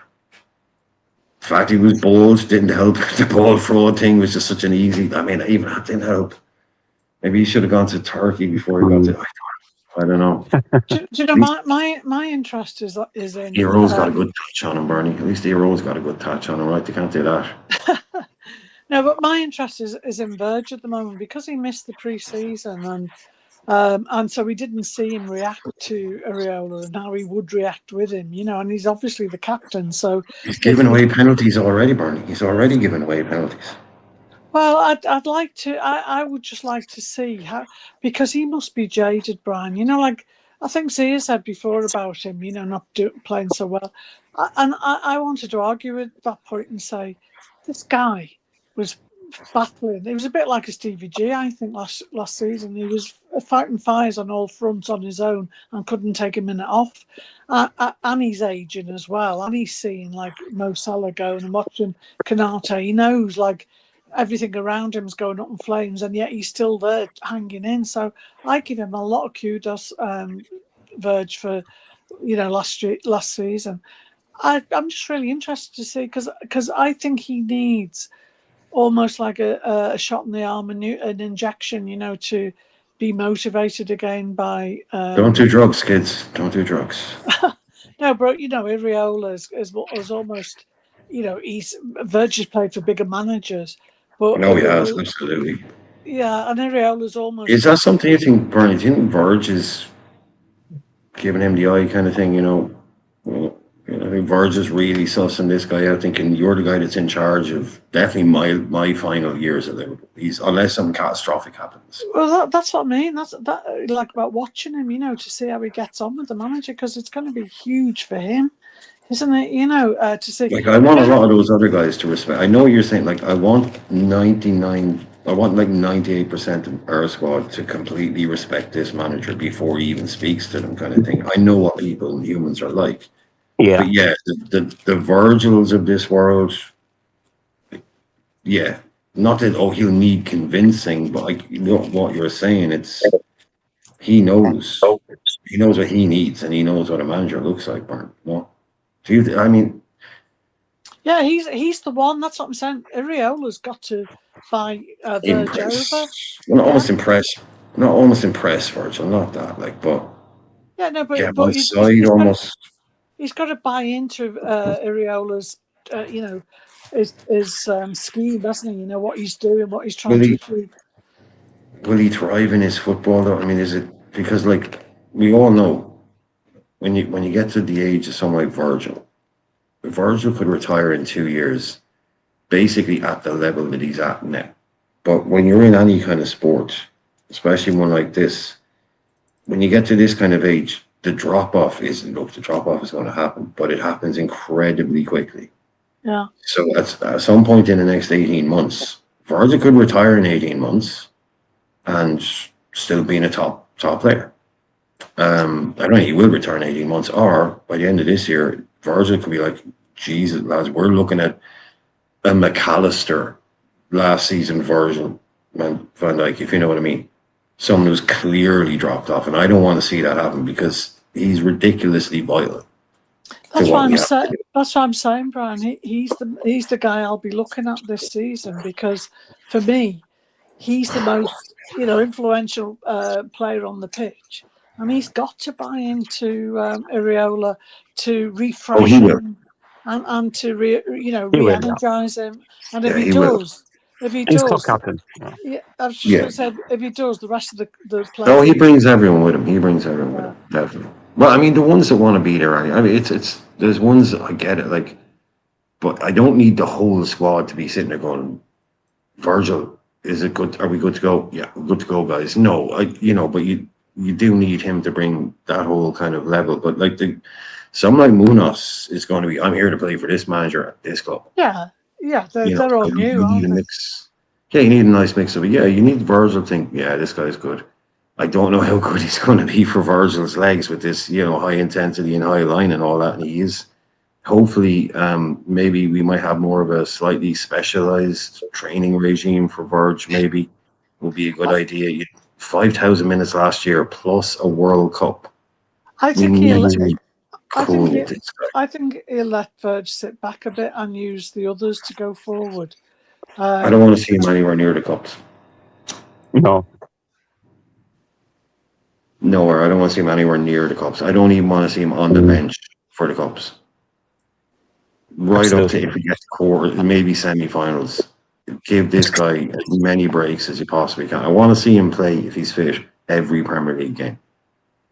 That's acceptable, and even at his age, but if he's fit. But to do that, you have to take away so much of that workload. Even who might we get? Villarreal, the Slavia Pragues. I know they're not in it, but the lower Champions League games.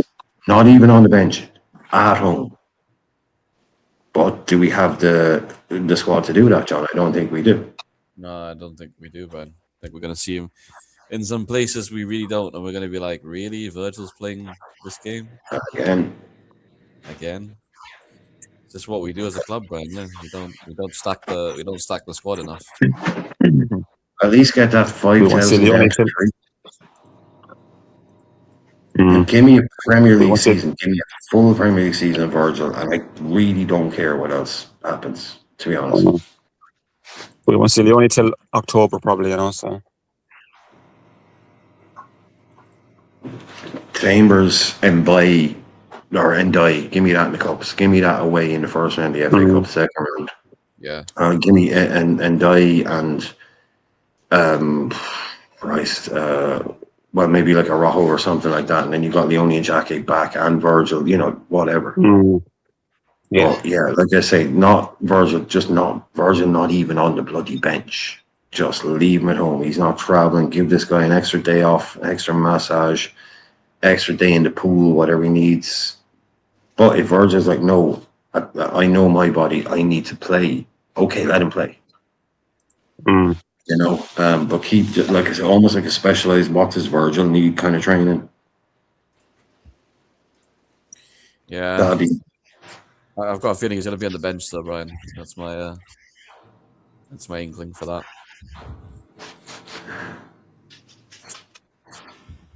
So, have we done the whole vice captain thing?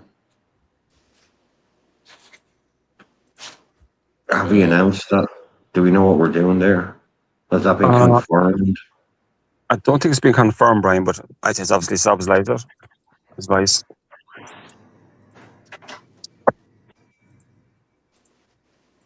I feel like it's like soft confirmed, but without actually getting the official one, I think. Yeah, John. Yeah, makes sense. A soft confirmation. You got a low one of that. Yes, that's nice. Sorry, I didn't put the link. I didn't put the link in the Discord. Sorry, Joe. I thought you were in the WhatsApp group, Joe. There you go. Anyway, yeah. The Discord. Yeah, the link is in the Discord. Anybody that wants to join the panel, of course, just ask, and I will put the Discord link in the chat. Anybody new, of course, this is always to a degree an open call-in show. But if you want to do so, if you haven't supported or if you haven't liked, please do like. Subscribe, please do subscribe. And if you want to support the channel, you can do so by the link to buy me a coffee and the QR code at the top of the screen. We're not monetized. We don't get money for ads or anything like that. But if you want to help support us, you can do so via those links there. And thank you so much again, as always, to everyone who's done so up until this point, and only if you can afford to do so and are comfortable doing so. Help support Brian if you can for Fabrizio. I didn't ban you. I didn't ban you from the Discord and WhatsApp, Abdo. Maybe you got like kicked out. I know, like last week, Sonny got basically kicked out of Discord, all his Discord. I haven't banned you from anything. Yeah, there's a WhatsApp group. When you come in, if you just put your number in the private chat, I'll just add you to the WhatsApp group. It's basically everybody that's in the Discord. It's just in a WhatsApp group. It's not really any different. It's just supposed to be just for the link. Sometimes we talk and then Brian gets angry, but that's no, it's fine. It's fine. No, it's just that I know, like, some people turn off notifications if they're in a group that's just for a link, and then it starts popping off over something. It's like 38 messages. They'll mute that. They'll mute that chat, and then when the notification goes in for the link, they might not get it. We should respect the veterans like VBD. But you'll never get anything but respect for them, man. You'll never get anything but respect for them. Surely. I mean, statues for Salah and VBD incoming, right, Bernie? Surely, no doubt. Salah and VBD statues, which goes up first? I'd say Van Dijk for me first.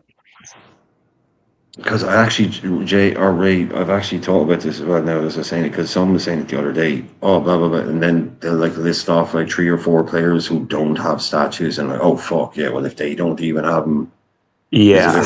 It's like there's a lot of players that don't. There's a lot of players. There is, yeah, especially under Paisley and Fagan Dalglish, like, yeah, absolutely. Barnes, I know Barnes doesn't have a statue. You know, you're one of the most iconic crazy, isn't it? Crazy. He doesn't have one, so yeah. Maybe a bit of recency bias on the statue thing. Yeah. Because like I said, there's some real legends. Maybe a mural might be more appropriate, you know.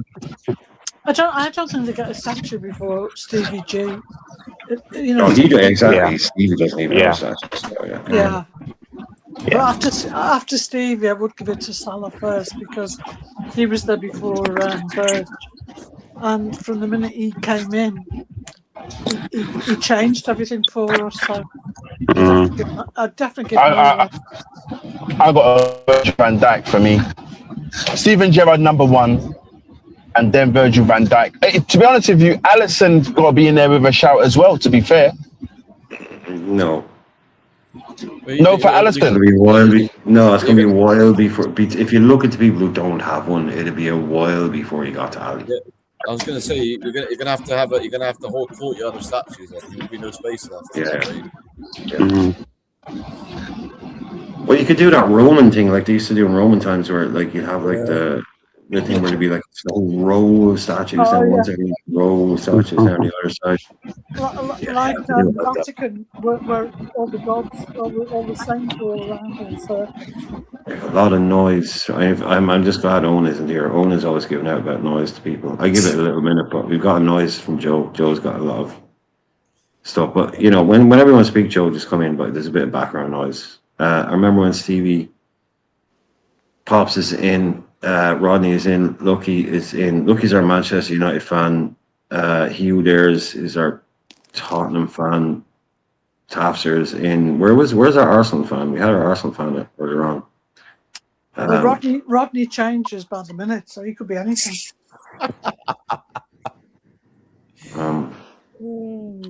Well, yeah, I'm not a fan of Rodney's avatar. It looks like a thumbnail for one of those videos about, you know, Craigslist rapist or something. You know, it kind of looks like that. You know, it's just weird and creepy. The whole topless mirror selfie is not.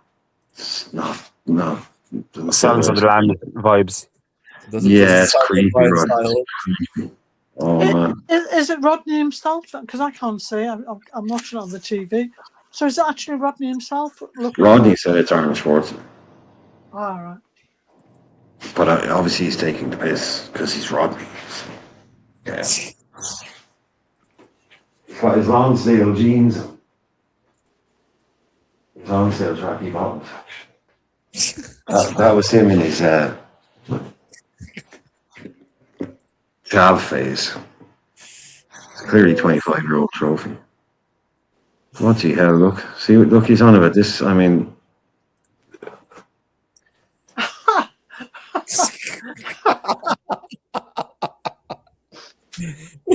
Nothing like being modest. Definitely wouldn't, Rodney. I definitely wouldn't.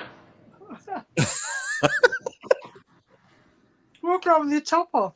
Brian, are you going into Waterford City with no top on? Yeah.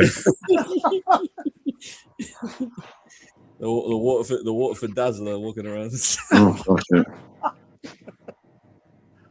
Topless man, but no, there's like the only way you walk around topless here is if you're from the traveling community, and that's it.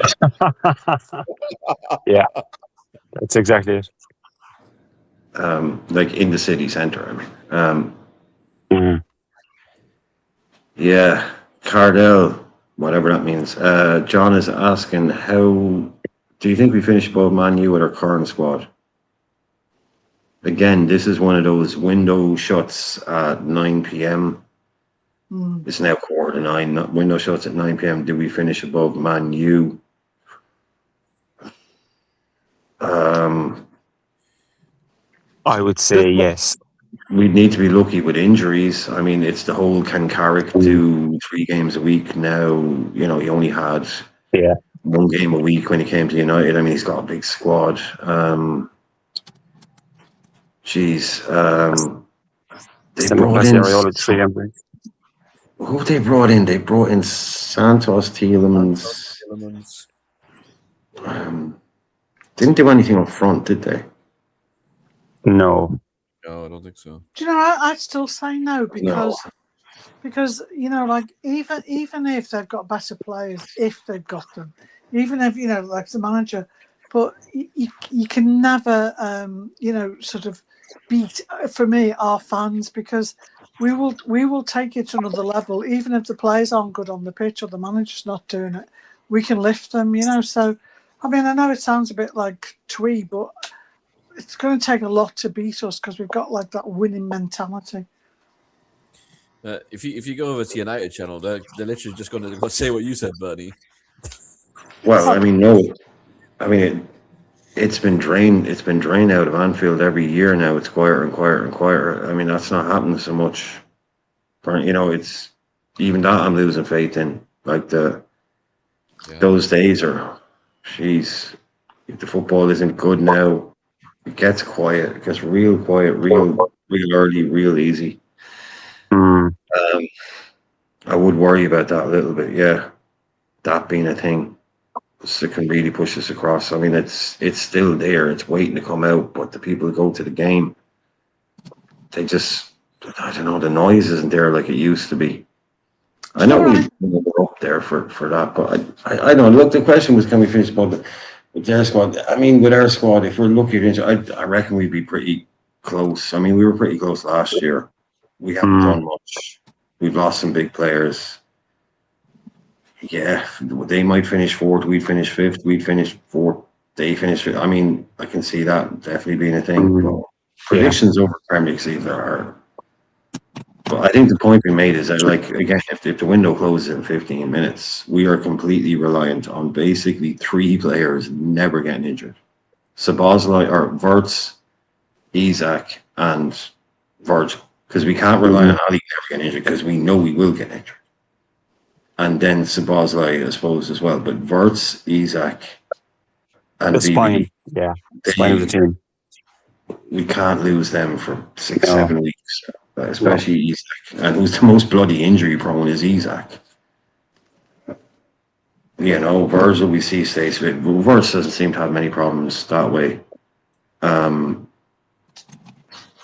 But yeah, real close. I'm just trying to. We didn't miss anybody. They did.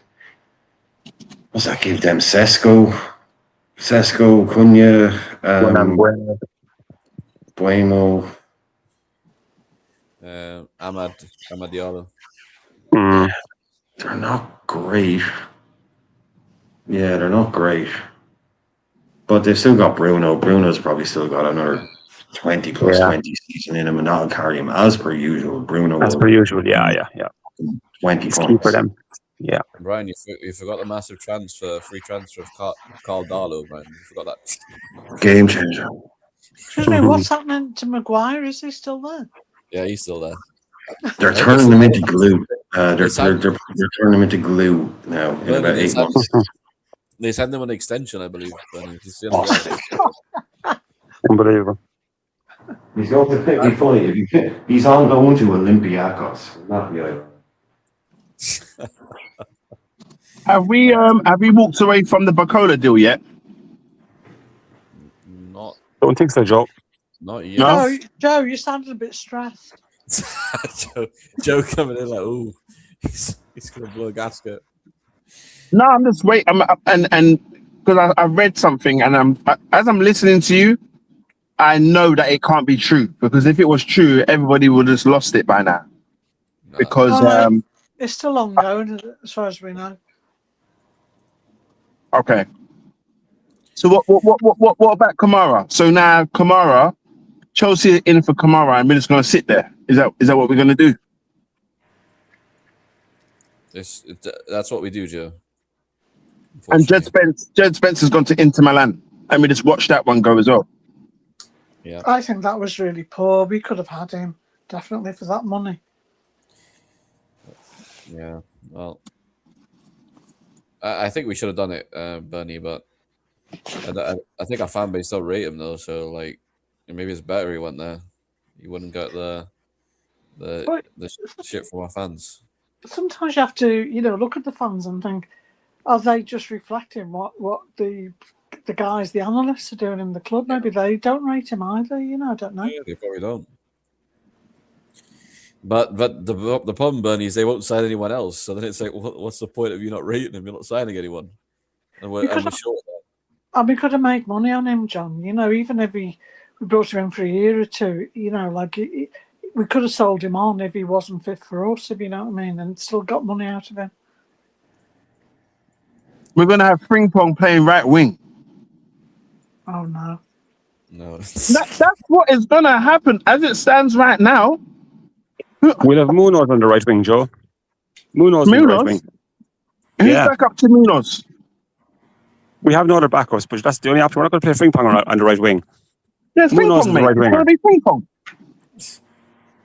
I think Frimpong will end up on the bench a lot of the time. If we get He'll be on the bench. Frimpong should be sold. Yeah, he should be. I know. Frimpong don't belong at this club. I'm sorry. He don't. I am. This morning, I woke up expecting to see,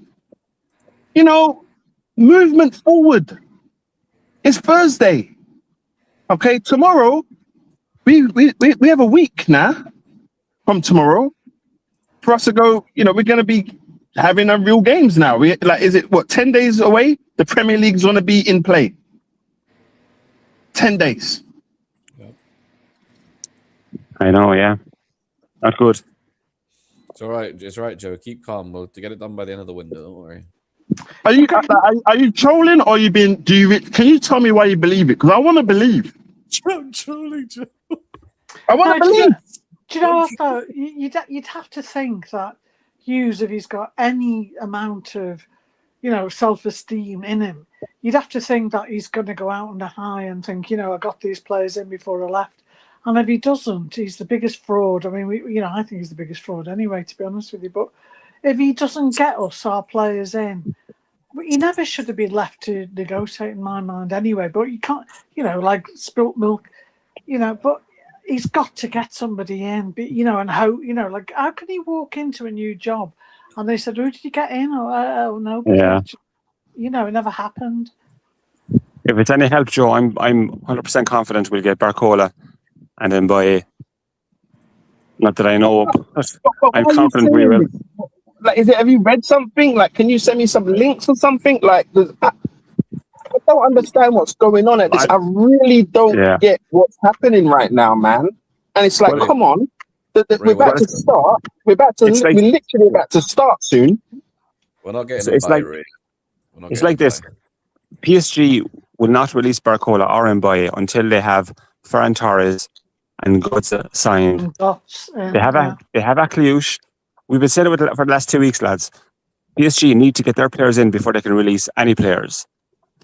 To us in particular, that's Barcola and Mbaye.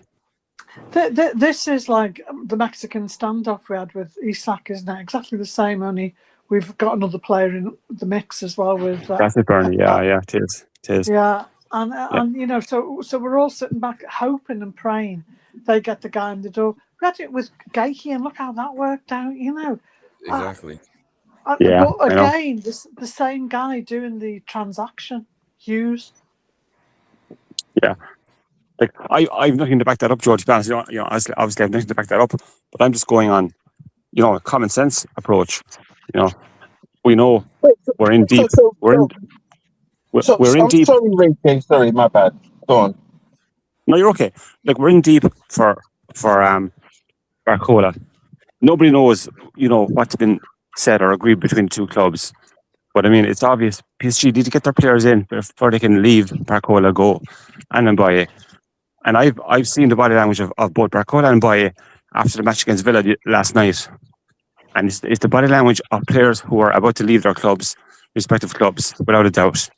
We've had Enrique being very quiet about Barcola's future. And in that, it was basically telling us that, yeah, he's going, but not in an obvious way, a very subtle way. We've had Khalif, PSG owner, has said his basic farewell to Barcola. That's documented. I saw it there today. So why are we seeing that we've walked away from the deal? Why am I reading stuff about how Liverpool are backing out of the deal too pricey? Why am I reading this like 2 hours ago, 6 hours ago? Barcola deal, Liverpool are moonwalking out of the deal. I don't believe that, Joe. I don't believe it. That's more, to me, it seems like it's more about Mbaye. I still wouldn't believe it. Barcola and Mbaye, but apparently Mbaye, according to Fabrizio, the price of both players, and again, it sounds like, so the one that we're going to be walking away from will be Mbaye, not Barcola. But again, that's not my words, just it seems like all of a sudden Mbaye is too expensive. Ray, everything you said is true, but I don't trust the ownership though.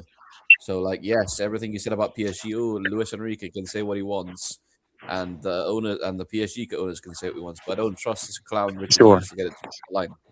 Like this guy will back out randomly, and then we won't get him. Yeah, and Barcola will want to leave, and PSG will be okay to let him go. But if we don't put the offer up, he'll just stay there. Do you know what? I hear you, John. Yeah. You'd have to say. I hear you. You'd have to say in the first season, Hughes came in. Were we happy with the business he did? Well, we weren't, because he only got one player in the first season. Yeah. So then you say, well, the second season, were we happy with the business he did? No, we weren't, because we missed out on Gagey and the central midfielder, defensive midfielder.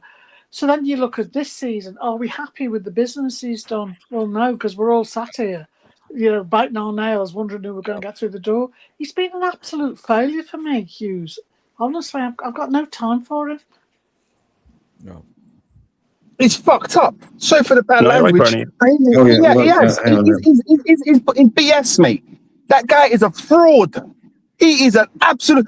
He spent over the odds. Yeah, he spent over the odds last season anyway. Okay, so what has he done?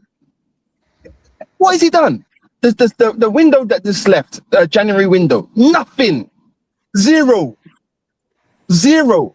Knowing what we needed. Well, he will say, I know, look, I'm not saying woo, but he did this. I'm going to say technically he will say, I did Jack A in the January window and Munoz. So that's what he's done. Like, so that's, I'm not saying I'm defending him, but technically what has he done? He's done Jack A. It's not, yeah, you're right. It's not like he's done absolutely Jack crap. No, exactly. No, I'm not saying this is good enough. I'm just saying, let's put our cards up on the table. Yeah, he is brought in since January. He has done Xhaka and Munoz. But I couldn't see anyone else screaming for Xhaka or Munoz. It's not like we won. No, again, no, Barney. See, you're misunderstanding me. I am not doing, oh, he did this and he did that. I'm just saying, let's No, I look at it. know. Let's put it down on paper. He's brought in this guy, and I think it's just an indictment as much as you guys do. So since January, again, the Gahey thing didn't happen. And we brought a guy in January who wasn't going to come through this summer anyway, so that really kind of doesn't count. And then, well, no, apparently Xhaka could have gone through a lot of clubs, and Munoz was on his way to Newcastle. So I think they're good players. I'm not going to say that about it.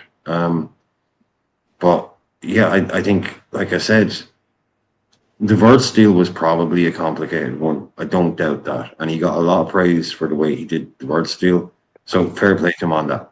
But the Isak deal, I mean, you're going in, you're giving Newcastle 140 million, convincing a guy to come to Liverpool. It's not operation impossible, is it? Like, it's pretty easy, that one. To put down that kind of money for Isak and say, do you want to play for Liverpool? Yeah, of course I do. So other than that, I wouldn't give him the Wirtz one. I wouldn't really give him. No, they gave them an open checkbook. If any other club had an open checkbook, they could have got Wirtz or Isak, as far as I'm concerned. But that's what I'm saying. Man City were trying to buy him at Barnard. So I'll give him credit on that. Apparently, the people in the industry say that guy did a brilliant job on that thing. So thumbs up on that one. Well done. But the rest of it, when you stand back and look at it, I think, yeah, it's nobody's mentioning some other shit things he's done, like the contracts. Hello. Like all these contracts and players. What about Mo Salah leaving for free? Was he not thought of that? Was he not? Yeah, no, he's not. I mean, it's not great. I mean, like I say, I would say in the column of like good and bad, I think he's clearly did a great job at the Wirtz deal. But I mean, Carquez is pretty much an open goal as well. But we went and got him. Frimpong, not a great signing. But again, that's not his pick. I don't know if he goes out and picks the players. It's kind of his job to get the deals done, kind of thing. Not getting the Gahey deal done. Obviously, like the Mo Salah thing, like it seems like he fell out with everybody, not just whatever happened there. Ibu leaving, it isn't really a great, what would you call it, his record when he leaves. He's going to have to pull some serious rabbits out of the hat to even kind of make it semi-respectable. A lot more misses than hits. A lot more misses than hits. I would have liked to see him have a crack at Wharton. Like actually go for him and see if he could have got him. Everything was quiet on that front. Like everybody's saying that he's what we needed for us. That negligence. The talk, Bernie, seems to be that if Chelsea lose Enzo, they're going to go for Wharton and Alex Scott, which is apparently two people we were interested in. Yeah, exactly. And it's like for me, how many times does anybody have to say to them, we're short back and we're short in midfield, and now we're short of wingers, and now we're light and left back and right back. Like how many times we're not even experts, and we're all saying, like what we need, and we can't see them coming in. It's criminal to me. The minute he said he was leaving for Saudi, they should have said thanks very much, bye, and go. He should have been gone. But that's on the club, you see. That's the thing. Like I think whoever is his boss should have made that happen. So goes away. Like I keep saying, this is the drift I've been talking about. People just allowed to kind of hang around till September, and then off you go, sure, home. Just do the summer, sure. Apparently Ted's he's not the warmest fish, or pretty cold fish is it? But it takes all sorts. Right, we've lost Ray. Yeah, we lost Ray. Joe's gone. JK's gone. We've got Morton. I didn't say hello to Morton. I didn't say hello to Ted's. I think Munoz will be decent for us. I know we're not bringing him in. I think he'd just be a good all-around squad type, Shaqiri type dude. I don't expect him to be anything special, but he could be. He could be then at the end. Like all I know about that guy is he's going to be breaking records for speed. I mean, if nothing else, he's absolutely rapid. So if he kicks on, you've got a good player, but I'm not expecting too much from him immediately. Taft's just saying we weren't calling him a fraud last summer when these players came in. I was probably, to do with Hughes. Frimpong and Burts weren't great. Andre is in, Tafster is in, Abs. Anybody I missed? Obviously, Ted's. I don't think so. I apologize if I do. Didn't like the round table thing. Yeah, that was staged. That was that was horrendous. What's her name? Do you know what? Oh, Jesus. What Taps is saying about, no one was complaining when he got Burton. No, we weren't. Nobody was until we never got Gahey. And then that's where it all fell down. You can't, like that was criminal that we didn't get it. And even if we didn't get him, then where was the plan B? But, we just go by, we needed somebody. We never got them. So tough. Just live with it. And Canate on a fourth contract offer, whose head's in the clouds. It's the most negligent type of management that I've ever seen at our club. Yeah, across all boards, like again, like with the slot thing. I mean, I'm not like I can't really get on board with well, this happened when Slot was here, so obviously Slot was to blame for it. Like I said, if a sinkhole had opened up under Anfield, people would say, "Well, sure, obviously they did. Arne Slot was there." Exactly. It's like Ali fucking jibbed off the club. Oh well, that's Arne Slot's fault. It's not. It's Alisson's fault. It's Alisson's fault. That's what I was saying. Right? Like I wanted Slot out, and I didn't rate a lot of his stuff. But to just say there's like Slot as the answer for everything, it's just like disingenuous. Like it's just like give everyone a free pass. Everyone gives a free pass because the manager. Yeah, it's still your job to. Like I say, if you have a poor manager at work, John, like you have professional pride, you have personal pride. Yeah, you could show up 2 hours late and, like I say, take the complete piss. But no, you're a proper professional. Yeah, he's a bad manager. But look, I'm paid to show up at 9 and go home at 5. Okay, this guy. I'm not gonna sit here and like completely. It's like, lads, we can do this. Great, some shitty little player can do that. But like you said, it's great. He's off now. There was a lot of standards that probably slipped in different ways under him. We all agree on that. But as you keep saying, that excuse now is gone. So anybody that wasn't playing great last year, anybody now, you can't sit back and say the football, the manager. Yeah, they've got no excuse now. I mean, he was hung out to dry for me, Slot. I mean, I wasn't keen on his football. But, that was my major crib with him. His football wasn't good. But, like I don't have any personal. I'm not into like calling him a baldy fraud. All that's just childish to me. But what I do think is that he was hung out to dry. Those two, Hughes and Billy Hogan, like that. And Ted's has talked about the round table.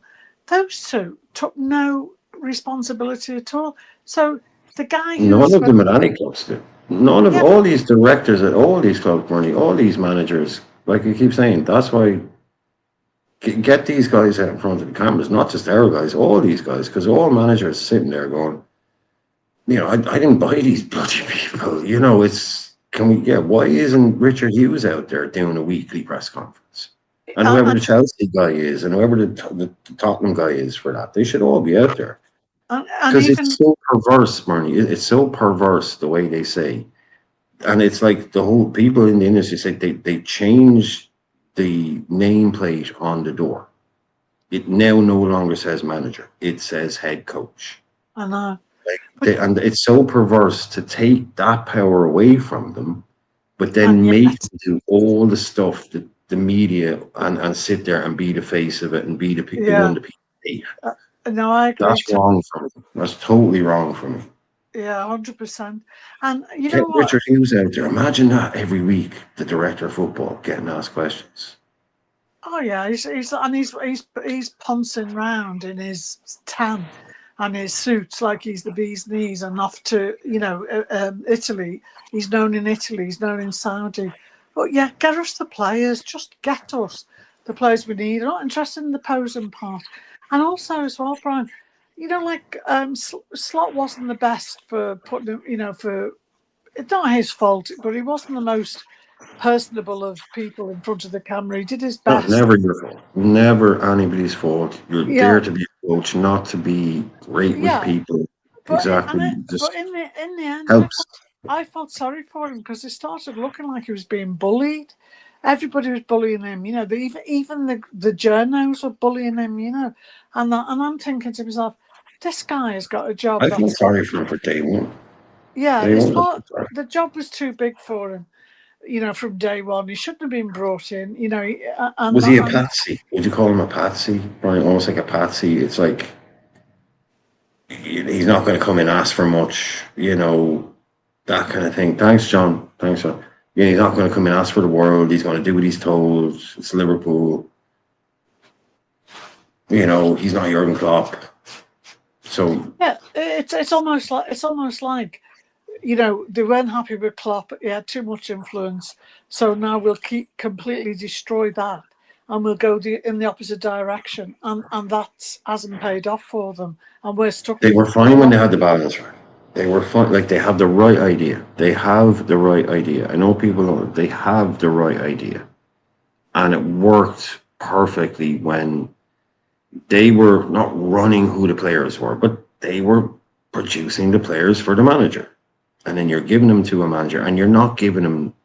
You know who your manager is. So you're not finding him players who won't work in his system. You are tailoring the players you want to bring in, but you're going out. You're finding him. He's obviously involved. That worked perfectly. That worked because they're so good at that, finding players, data, all that stuff. Like I keep saying, when's the last time we really bought a lame dog, like a really bad player, like we used to do back in the day for like 10 years. We'd buy terrible players every summer. We've slowly cut that out. Like the worst we've gone and done, say, is something like Frimpong, who, it doesn't quite work, but he's not bloody Charlie Adam or John Joe Shelby or, some of these really low-end players. This is a guy who'd just been in an invincible team. That has been so good, and they hit a peak with that. Like Jurgen Klopp peaked at Liverpool. Like the end time of Jurgen Klopp was nowhere near as good as peak Jurgen Klopp. Of course it wasn't, because he was worn out by the end. Things have changed, but that peak with him, with Bobby and Manny and that was amazing.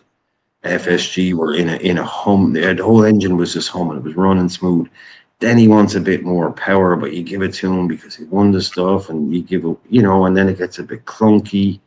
Edwards leaves, and it's not quite as smooth as it used to be. We were like with that era when we were going around selling Dominic Solanke for 18 million and Regan Brewster for 22 million and Adam Smith for 7 million, never seen again. Making these great deals and bringing in these top players.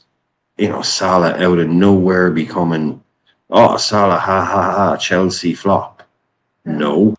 Premier League record goal scorer, our Premier League Golden Boot winner first season as a winger. That was so smooth. We're nowhere near that. Right now, we're nowhere near that. Brian, I've got a question for you. Do you think with Slot, the appointment was about egos because of Klopp and having that what they thought was too much power? Do you think they brought Slot in thinking we can control this guy, and it absolutely blew it out the water for us because we're not the sort of club who can have a manager or coach who can be controlled?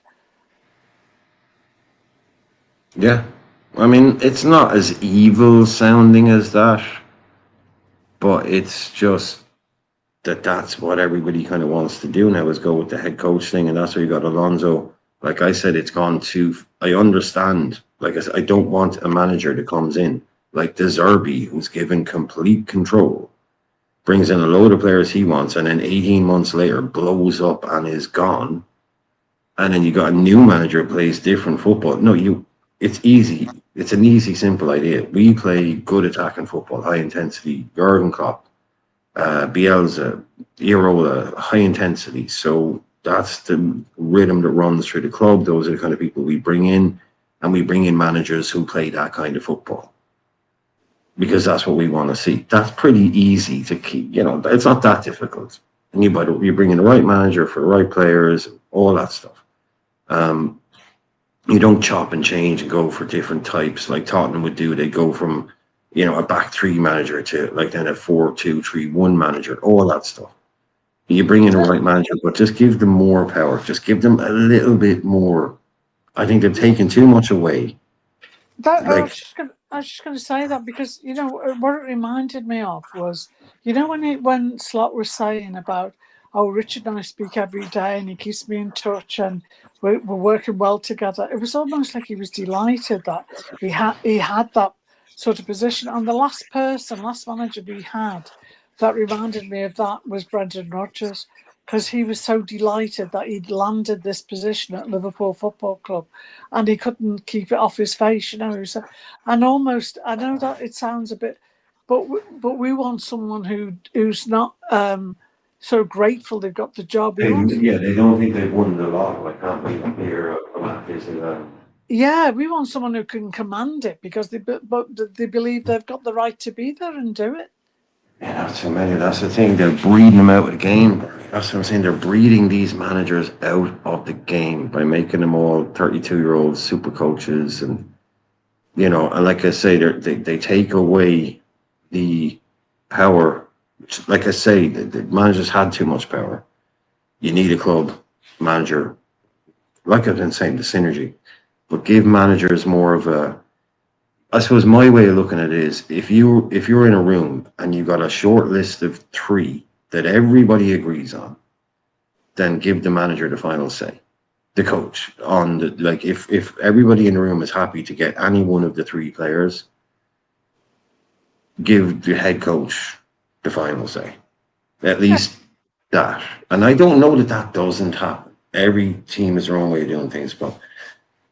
Like I say, you're never going to get back to the all-powerful Alex Ferguson because, like I say, most of these managers, if you said to a manager, "Oh, you want to be a manager, you want to run everything," right? Well, here's, the idea of dumping 1,000 files on their desk because we have a commercial department. You have to deal with scouts. You have to deal with this. You have to deal with this. You have to deal with this. So it's too big for one man now as well. But we get a happy little balance in between there and. You trust the guy, but you trust your $4 billion club to guy who's never managed in the Champions League before. This is a topsy-turvy world. There's no straight line answer for it. Well, there is for me, 50+1 fan ownership, and I don't know, make sporting directors have to do a press conference every week. Let's start with that, right? Let's start with that and see how we get on, because it can't be worse than what we're doing right now. I'll tell you that. There's more money in football than there's ever been. Won't be short of a few, Bob. But we've got Owen here. Hopefully, we've got Owen here. Good evening. Hello. Give us the news direct from Hi, Paris. Yeah, not much news here apart from the freaking heat wave, man. 40 degrees again. Oh, good Lord. 40 again tomorrow for like the third time this summer. That's not good. We had 32. We had 32 today, and I thought that was bad enough. 40. I mean, that's the thing. I laugh in scorn when I look at British weather maps and it's red and the colour is 30. The colour is red and the temperature's 30. That's not even hot. 40 is hot. No, that's summer heat, man. Or that city heat is different as well. It's completely. Yeah, I'm outside. Luckily, I'm outside. 50 degrees in Arizona. Oh, you don't want to get in there. You don't want to get in there. But, if you're from Yorkshire, I mean, people from Yorkshire, they're not used to seeing anything to do with the weather starting with a 3. It's like we had an eclipse yesterday. It's going to be 2090 before, that's a once-in-a-lifetime event in parts of Yorkshire to see it hit 30. But now, no, it's normal, apparently. I wonder, there might be something going on.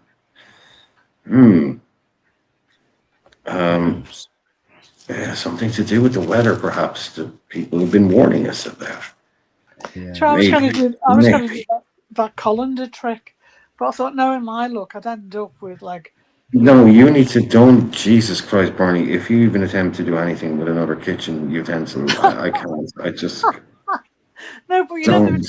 I mean, you've been injured for 3 months. You tried to slice a potato, and now you're basically fucking. Well, I know it sounds like 3 months ago. You nearly cut your hand off. It's been what? It's got to be at least a month, right? My niece said to me before, "Oh my God, is that what your thumb's like now?" And I said, "Yeah, because of you." Thanks to you and your and your diet. Vegan nonsense. No nonsense. Don't call it. Don't tell them it's nonsense to their face. Say that. I mean, just eat a bloody Big Mac. Be quiet for 5 minutes. Do you know what? Sorry to interrupt, Owen, but do you know what gets me is, what's on the menu tonight? Chili con carne. Well, no, it's not con carne because it's not with meat. It's plant mince. What else? Chicken with a mushroom sauce. Chili Linda McCartney. Yeah, it's not chicken. It's a plant-based thing. And what else? Linda McCartney. Yeah, lasagna. Yeah, She was into all that. There's no pasta. It's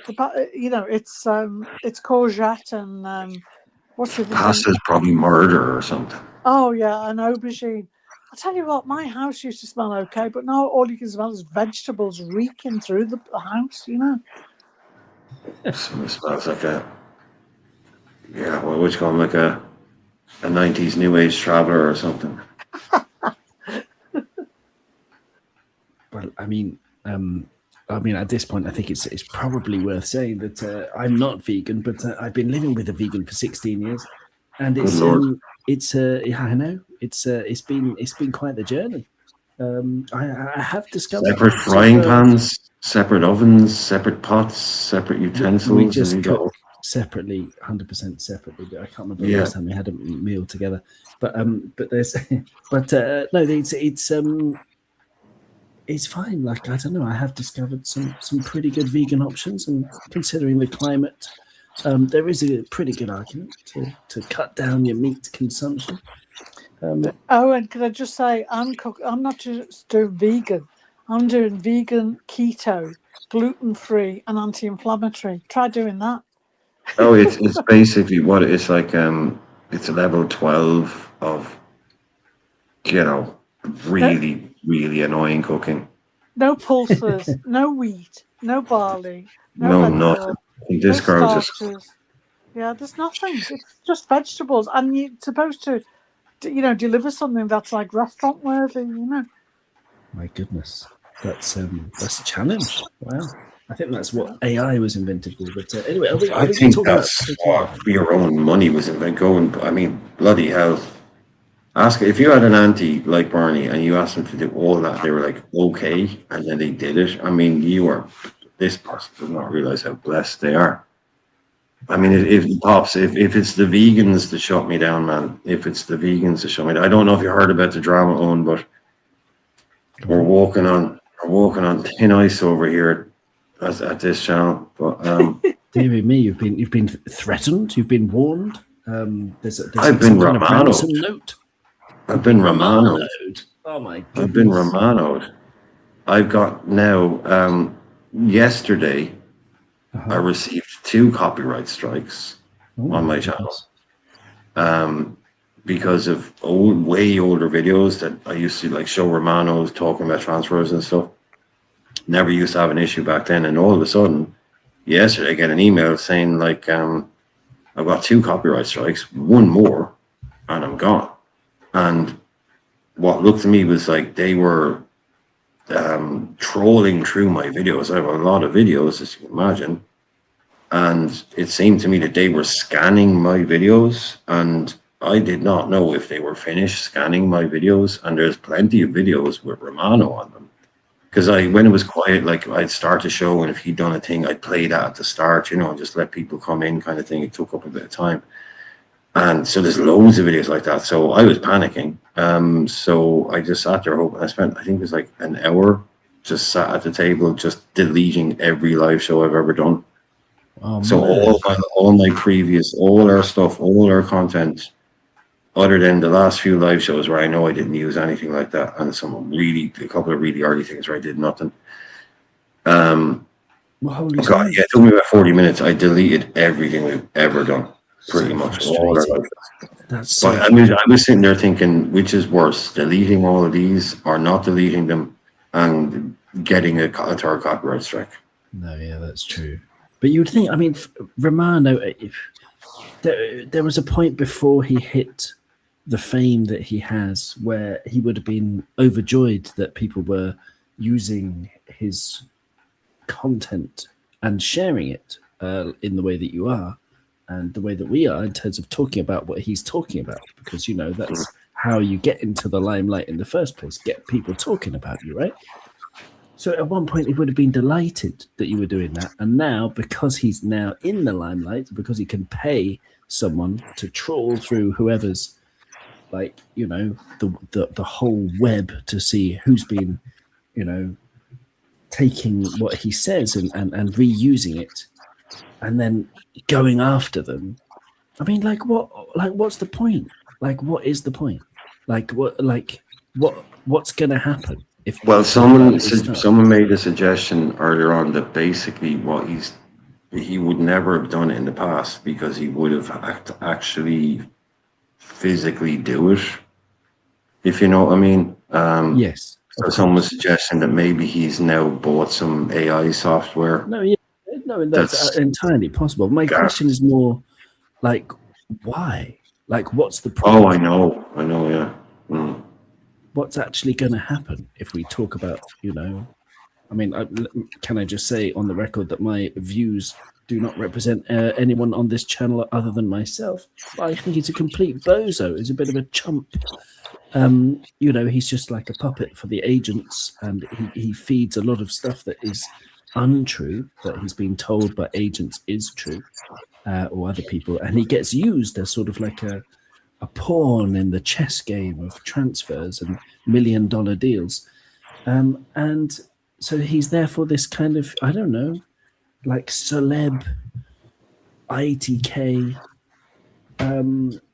bozo, in my opinion. I don't want to be too harsh if he was here, and I might not use the word. He does bozo. look like a toy that you would call bozo, though. He does look like there was a toy model on him. I mean, and it would be called Bozo the Bear. Bozo the Bear, definitely. Bozo the Bear. Add a little bit more facial hair. Do you know, has anybody noticed, though? Has anyone noticed, though, lately? I think he's gone downhill. You know, like he's reporting, you know, like the La Bomba and all the rest of it. But it's not really. He's sort of like regurgitating the same stuff every day. And Well, apparently he's going out of the game. Apparently he's given it up. It's been apparently he posted something on LinkedIn, or there was a quote attributed to him. It hasn't been mentioned since, but basically, I don't know if it's true quote attributed to him. They said like, basically, this is going to be his last year doing transfer journalism. Yeah, so whatever it is. If that's true, I don't. So he's got his AI bot now trawling through everyone's videos and trying to make copyright claims to what? He's out, yeah, exactly, yeah. Yeah, trying to milk it for as much money as he can before he goes. Well, I mean, you don't get any money you don't get any money from copyright striking a unmonetized channel. He won't earn anything from that. He will lose money basically by paying an AI bot to do that for him. So he won't make any money from that. Well, Brian, if you could glue makes on it even more pointless, really. If you could glue on a couple of sideburns, you know, and you know, curl your hair a bit, and then you could be the La Bomba, you're the new La Bomba, couldn't you? No, I swear to God, give me 2 minutes in a conversation with him and I'll have him change his mind. Because I did nothing. Like, I made no money from any. Like, give me 2 minutes in a conversation with him, and I bet he'd say, yeah, okay, cool, I'll tell him to do it. Because, look, man, all I ever did was use your videos, 10 minutes. None of them were ever AdSense. Never made a penny from any of them. I used to use your shit. I've got a tiny little YouTube channel. I mean, I don't think he's like an evil monster or anything. I think he actually got 2 seconds to talk to the guy and say, look, this is what happened. He'd probably go, I would guess he'd say, look, you know what, fair enough, that's just a bot thing. And I said, look, I've deleted the videos. They're gone now. Yeah, and you promoted his channel. He'd probably say, oh, look, he didn't need me to promote his channel, but, you know, we had like 50 people subs when I was showing his videos and stuff. But anyway, I reckon he would say, you know what, yeah, fair play. Look, you deleted the videos. If I got 2 minutes to talk to him, I reckon he would take them off. This is just, like I say, this is automated AI kind of crap that you're getting now. He's not sitting there at home going clickety click, you know, scrolling through my videos. even one of his friends is sitting there going clickety click scroll. So this is what you're going to get now.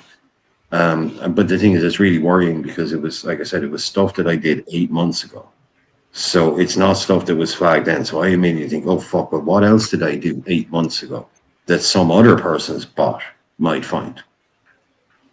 And I had one strike left, one strike, and I'm gone. So it was after. Look, I was sitting there as I was deleting them, worrying, will one of them get popped up again before I get a chance to delete it? But that's what it That is. is very worrying. What a stressful situation. I'm sorry, bro. That is, that's a difficult one. So, have YouTube already sorted that? Because if you've got a YouTube account, it actually says, you can open up another in your account. You can have another identity. No, you get struck. No. Right, okay. Can't use the same email address. You can't use the same phone number, which will be linked to your Google account. You have to, like, you can open up I can start a new channel like this. I just get a new email address and a new phone. Or a new phone number to link your Google account to, and then that's it. Yeah, You're just change it. But yeah, I can't completely stop it, but yeah, I can't just, this channel gets blocked, so I go, okay, tomorrow morning, Anfield Irishman Part 2, and sorry about the strikes kind of thing, but get it up. But yeah, you are kind of blocked forever kind of thing off this email address anyway, and this phone number that's linked to it. I don't know if it's IPS, IP address linked, but I don't think it is. But John was saying last night, all you need is a new email and a new phone number. But like, I will have to set up a new channel in case. But they basically just sent me an email just saying, it's just video. So if I never show another video again, I should be fine. Never show another video again. I'm not even going to do the This is Anfield stuff, which used to be fine. This is Anfield, we show the press conferences off the Liverpool. I would never show it off the Liverpool thing. They'd show it, and you could just show their video, and you would no problem showing that. I'm not even going to try. I'm not even going to risk doing that now. Just read the quotes from or whatever. But never. I'm not even going to show a millisecond of any video here ever again. Yeah, just show the quotes. It's such a shame, though, isn't it? Because it's fun to watch the videos, and everyone can watch the videos anyway and talk about exactly. It. It's on a YouTube channel. It's the crazy thing. It's on a YouTube channel, but if I show it, I could get struck. Like an all they do is you're not profiting. Yeah, exactly. Well, they could say I've got buy me a coffee now. They could say that, but all those earlier videos that got knocked off, there was no AdSense. There was none of that stuff, super chats, any of that kind of stuff going on. So, like I said, if you got the chance to explain that to somebody, I'm sure they go, oh yeah, cool, I'll tell the guys to kind of do that or whatever. But it's just automated bot kind of stuff. Well, there we go. Right, here's a question, Bernie. Would you hijack the Mika Gotts deal or sign Barcola and Mbaye? Because if Mika Gotts, we can hijack it for 60 million euros or 50 million pounds, then we can use another 50 million pounds to buy a midfielder, for example. I don't know. So would you prefer Gotts plus a midfielder or Barcola? That's the question. Bernie, if you're there, or Brian, if you're still there. I'm just listening. So what do you think, Bernie? Well, I'm more like, I haven't seen Gotts, to be honest with you, Aaron. I haven't really watched him. Okay. We can't watch a video, can we? Okay.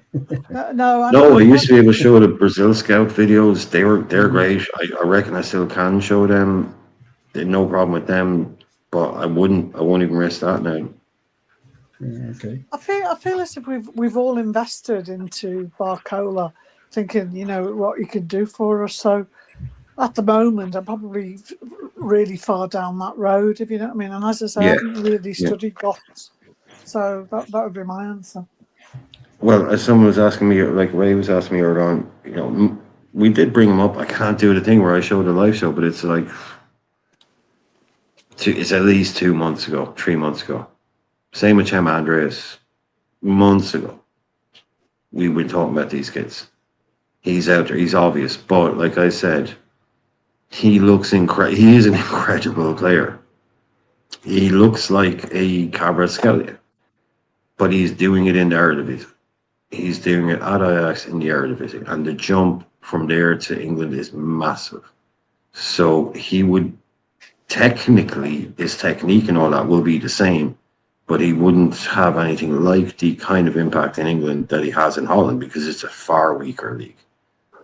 So I think he's making a great decision in going to Paris, to another team that will dominate in Liga. He might not play a lot of Champions League games, but he will play a lot of Liga games. And PSG dominate in that league, and he will look great in that PSG team. And it's another step up under the best manager. If you're attacking winger now in this game, like Enrique is clearly all in on attacking wingers, like Doué, Kvaratskhelia, and Aklush started up front the other night. You know, he didn't even start a striker. You know, he's brought in Torres now. He's more second striker. So if you're like, this is why Diamande wanted to go there, I believe, is like, if you're a winger, an attacking winger, 19, 20, you go and get coached by this Enrique who's peaking right now with this team. They're almost the opposite of the wingless wonders, the strikerless wonders. So he will improve definitely. But then to come to England then maybe after that. But right now, again, probably one of the most entertaining highlight reel comps I've ever watched is Mika Götze. All of this is fantastic. What a footballer. But yeah, to come straight from Ajax to England, no, I wouldn't have taken that risk of him over Barcola. But yeah, if you said to me it's him and you get like the CDM of your choice, it's such an important position that we need. I suppose I'd have to kind of reluctantly go with Barcola over that. But yeah, I think Mika Götze will look incredible for Paris Saint-Germain in the league. Definitely. He's almost like a Kvaratskhelia clone, the way he plays. He's a wonderful technique on the ball, especially the way he brings the ball into his body on the turn as he runs. Really kind of a unique way of doing it. Dragging it from his right onto his left and going, he can score. You can see what they're looking at, but does he become that? Who knows? Who knows? But right now, I think we're all in on Barcola, that marquee signing. We still want to make a statement, I think. Are we too obsessed about making that statement? I don't know, but I think we definitely still want to make that statement.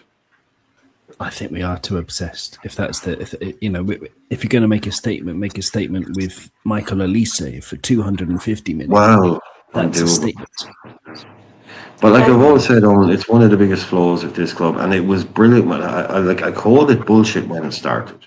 I called it complete bullshit when it happened. This Sky Sports were pushing this thing, and it basically started because we wanted Virgil van Dijk. We couldn't get him because we messed around with we got slapped on the wrist for taking him up the Blackpool Tower, we had to wait till January to bring him in. Oh, Liverpool are waiting. They're waiting. We weren't waiting. Alisson came the next summer, I believe, and it was, we're prepared to keep this guy and this guy if Alisson isn't available. And this whole myth then just became that Liverpool only go for their number one target. And if they don't get their number one target, VVD and Alisson, they won't go for anywhere else. And I said that's bullshit, guys. You cannot just have one target. And if he, for some reason, doesn't join your club, you just go, we won't do anything. So we only go for the very best. Now, that's insane. It's nice, this whole idea that Liverpool only went for the best of the best, but you can't just have one guy like we did with Subamendi, where we clearly needed a 6. We tried to buy Subamendi, and we found out he wasn't going to. We won't buy anyone. So I said that was nonsense at the start. It's a nice kind of thing. Liverpool only go for the best. That's great if you get those players. But if you don't, you have to be able to pivot, as people say, to a different option and all that. And we scrabbled around for a ridiculous amount of time trying to replace the Caicedo deal that we thought we had. Was cycled through half Europe, ended up in Endo. That wasn't us only going for the best, was it? So you need to have a list of 2 or 3. Yeah. Some backup plans, you know what I'm saying? There's enough time. They've got enough time to get a network going where they've got a basket full of players they can choose from. And it mind boggles me sometimes when, like we just go for the best player, but sometimes that player might want to go to France or Spain or I don't know, wherever he wants to go. You don't have to come to Liverpool. But we should have at least a few names in every position that we can go and get a player for.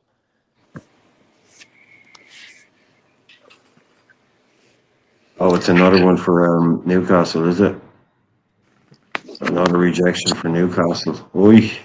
Oh, Malo, yeah. He looked all Oi, right. oi, oi. For Cologne. Good little player. I know Is someone he who leaving? watches the Bundesliga religiously, and he adores. No, he's a great player.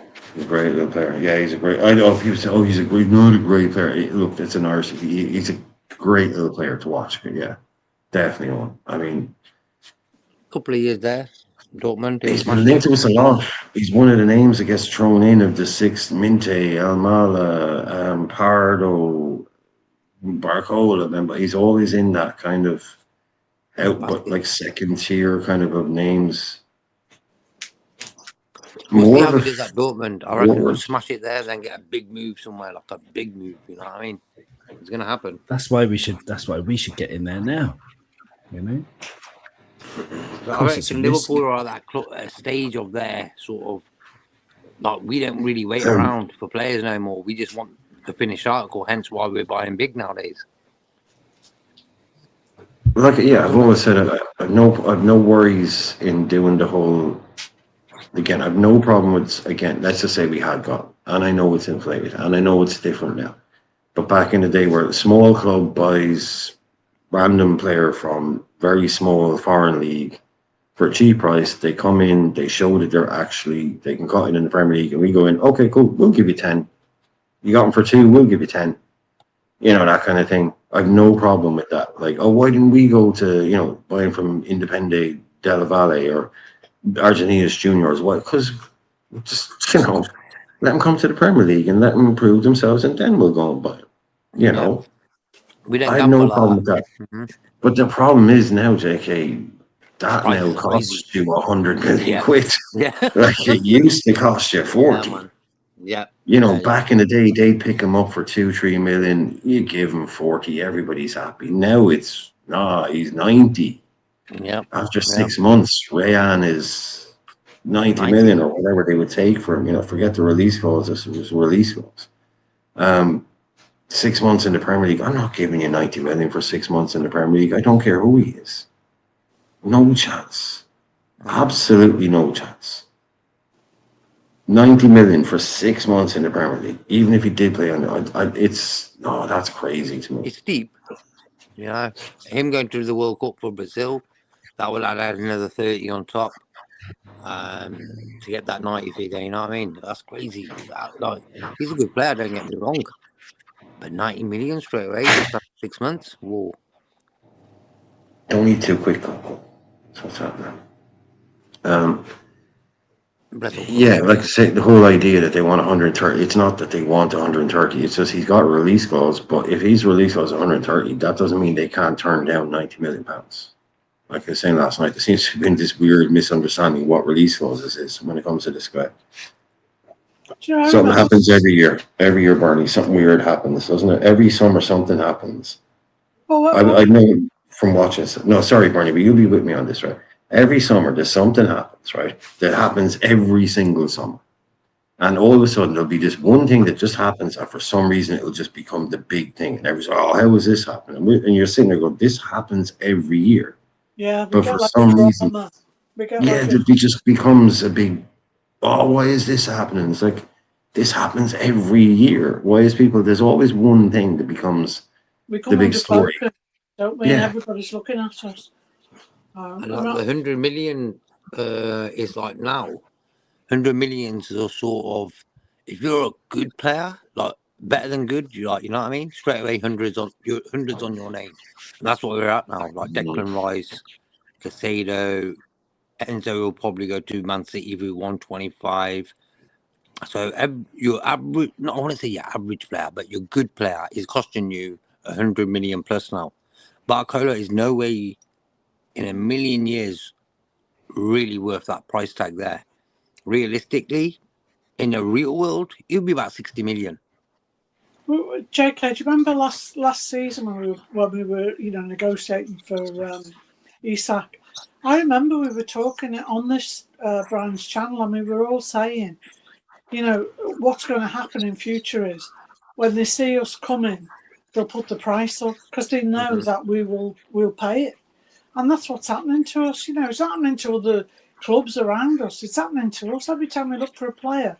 It's a tricky negotiation, and the price seems to go up and up and up. It's the same as when a Liverpool fan goes on a show with all the other, the big channels like Arsenal, Man City, United.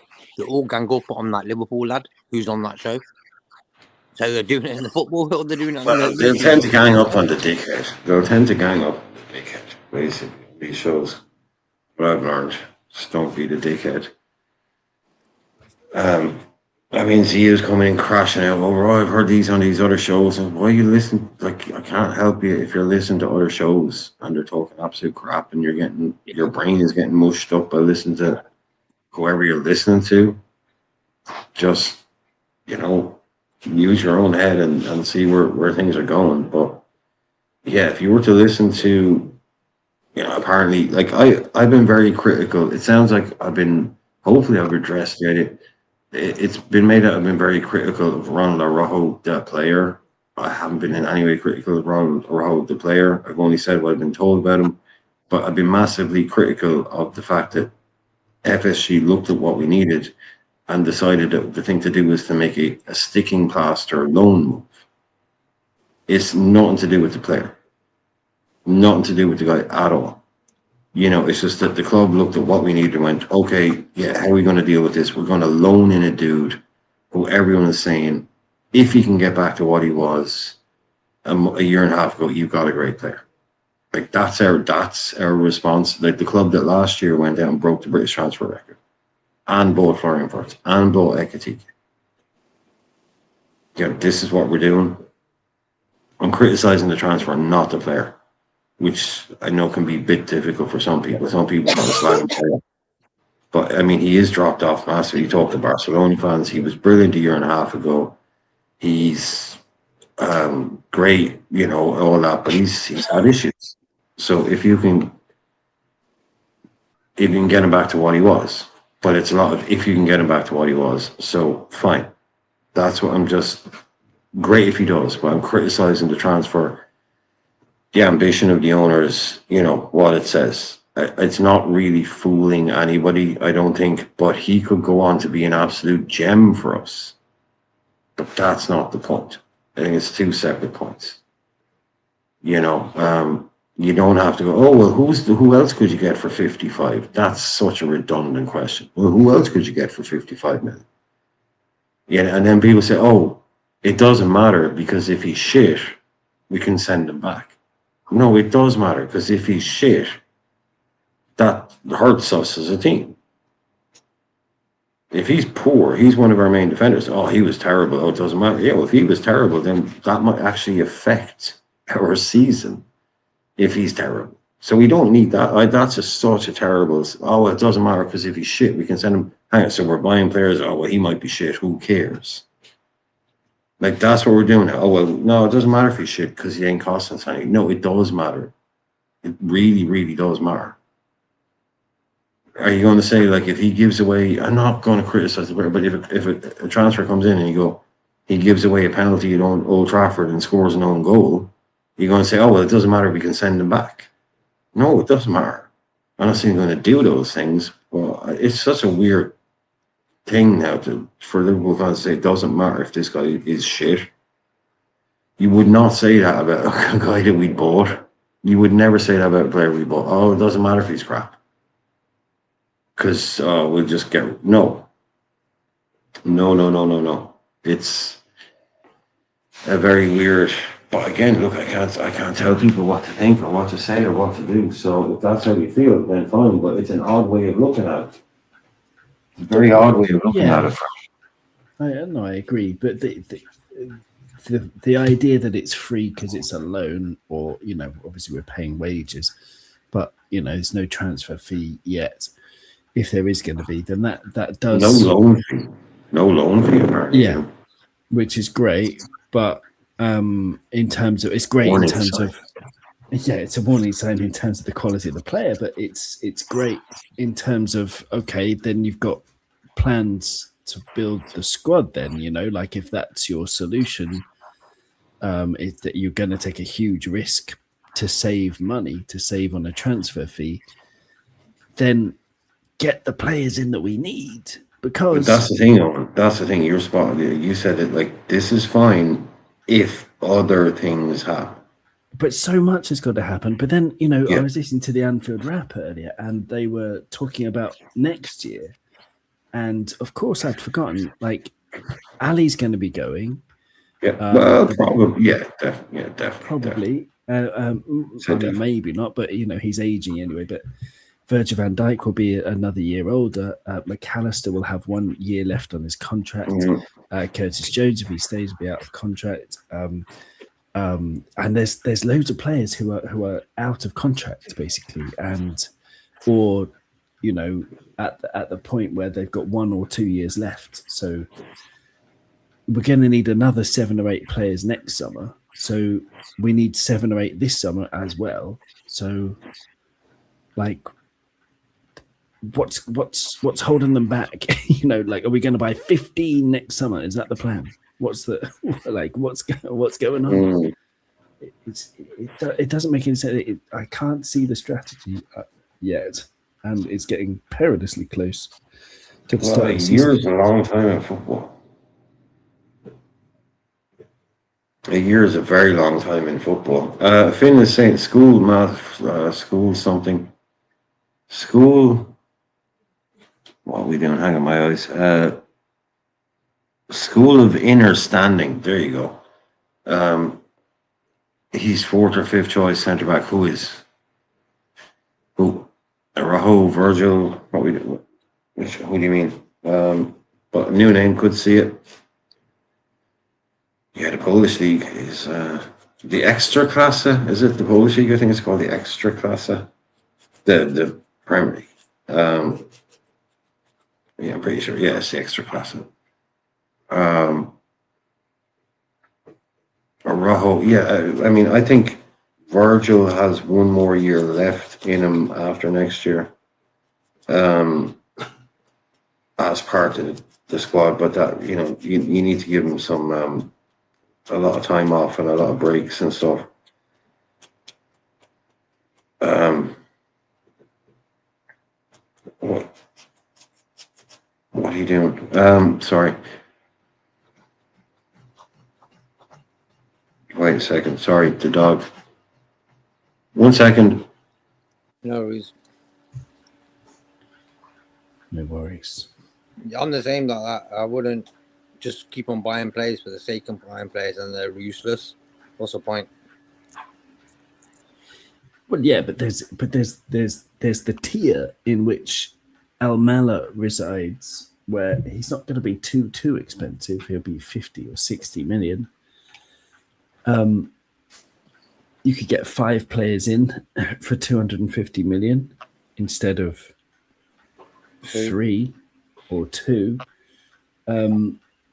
And maybe 3 of the 5 will be a hit, if you know, 4 if you're really lucky. That's a good deal. That's a good deal. You've got 3 quality players then, and then 2 that will have some kind of resale value if they're of the right age. So you know, for me, transfers exist in it. You know, the actual value of a player. It varies so much if you look at that second tier above the ridiculous ones. Like players that are going for 100 million now, I guarantee you there'll be players that are being signed for 5 or 10 million in the Premier League or just outside, who are just as good as the £100 million one and could do just as good a job in a team environment. Because I don't know, like you need synergy between the players. It takes time. And there are many players in that second tier of like, they could be great or they could turn out to be rubbish. Like Paul Pogba, for example, turned out to be rubbish, but he could have been great. But you know, you're going to pay 100 million for Paul Pogba, Jack Grealish, for example. You're going to pay 100 million for Jack Grealish, and then they turn out to be rubbish. I mean, I don't know. It's not worth it to me. I think the club has lost the connection with the fans to a large degree. You know, because we always used to be able to. We always knew what direction we were going in. You know, to a large degree. But now, it almost looks like the philosophy is, well, throw them a bone. You know, get a big player in every now and then, and we say, look, you know, we've got a big player, we've got a chance, and then get a few smaller players and. You know, it's almost like, where's the tactics that we're used to, you know, where you'd say this player will complement the guy next to him and be able to pass to the guy in front of him. And he'll be, you know, he hasn't got an attitude, he's an all-round player. It just seems to me at the moment that they're trying to appease the fans with the big signings here and there because they've lost interest. That's the way it sort of looks. Makes sense. Utterly makes sense. Yeah, totally. I'm gonna have to chip off, I'm afraid, but it's really nice talking to you, Bernie and Brian. Thank you for the hosting and great to speak with you briefly, JK. But yeah, thank you to the chat as well. Speak soon. Thank you very much. Have a nice evening. Thank you. You too. You too. Thank you.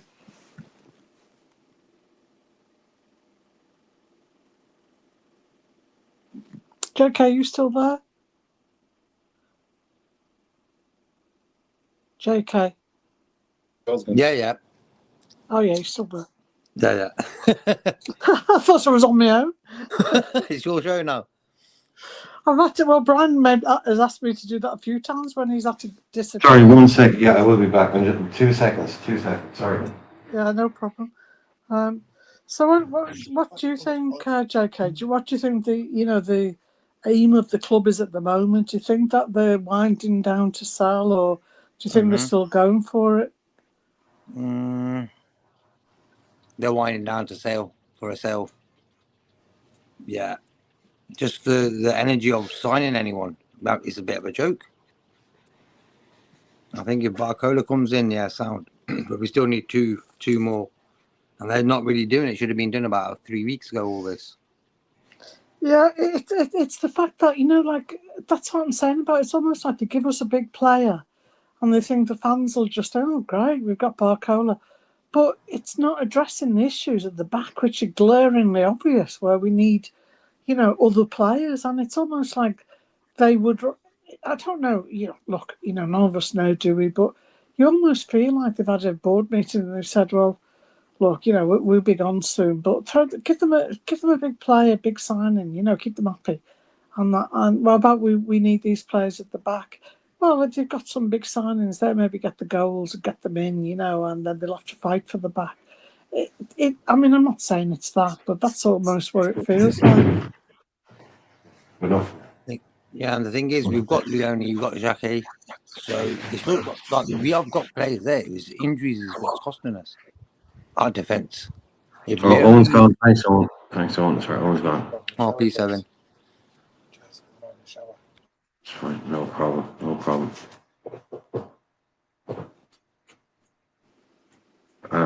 It's out the back. Coco. It's out the back. This dog is so stupid sometimes. Poor dog. Hang on a sec. Okay. Well, Abs is saying they'll sell up by 2:30 or sooner. And, yeah, I think Ollie and Ted's are all thinking the same, aren't they, that they're winding it down? It's horrible, isn't it? You know, when you think about the history of our club and how big we are. Exactly. Yeah, it's and what worries me is this. With Klopp, there was a philosophy, and with Slot, there wasn't one. And with that, the club behind the scenes seems to be going downhill as well. Like, they need to send someone like Brian in, you in, or me in, just to go in there and have a fucking sit down and say, hey, this is what's happening in the outside world. Because we live a different world to them guys. They're in that world. We're the viewers, you know. so they might not see things like we do. And I think that's the disconnection between the owners of a club and their fans. If attendances are down, it's because something on the pitch ain't going right. So they need to work it out what it is. And sometimes you wonder, like, do they actually know what's going on? Like we've got a game against Newcastle in a few weeks' time. I'm worried that Gravenberch and Virgil van Dijk are going to be our centre backs. But I hear you, Jackie. But I actually think we've got enough ex-players who know what's expected of this club, who've got the ears of the guys in the dressing room, like Fowler or Tomo's knocking around quite a lot, Barnsley's around quite a lot, Rushy's around quite a lot, Kenny's around. I think they've got enough ex-players knocking about the ground of the changing rooms who would actually say, look, guys, or something, or the fans aren't happy. I'm sure there's got to be somebody who would keep the feet on the ground. I'm not really sure sometimes because modern day footballers.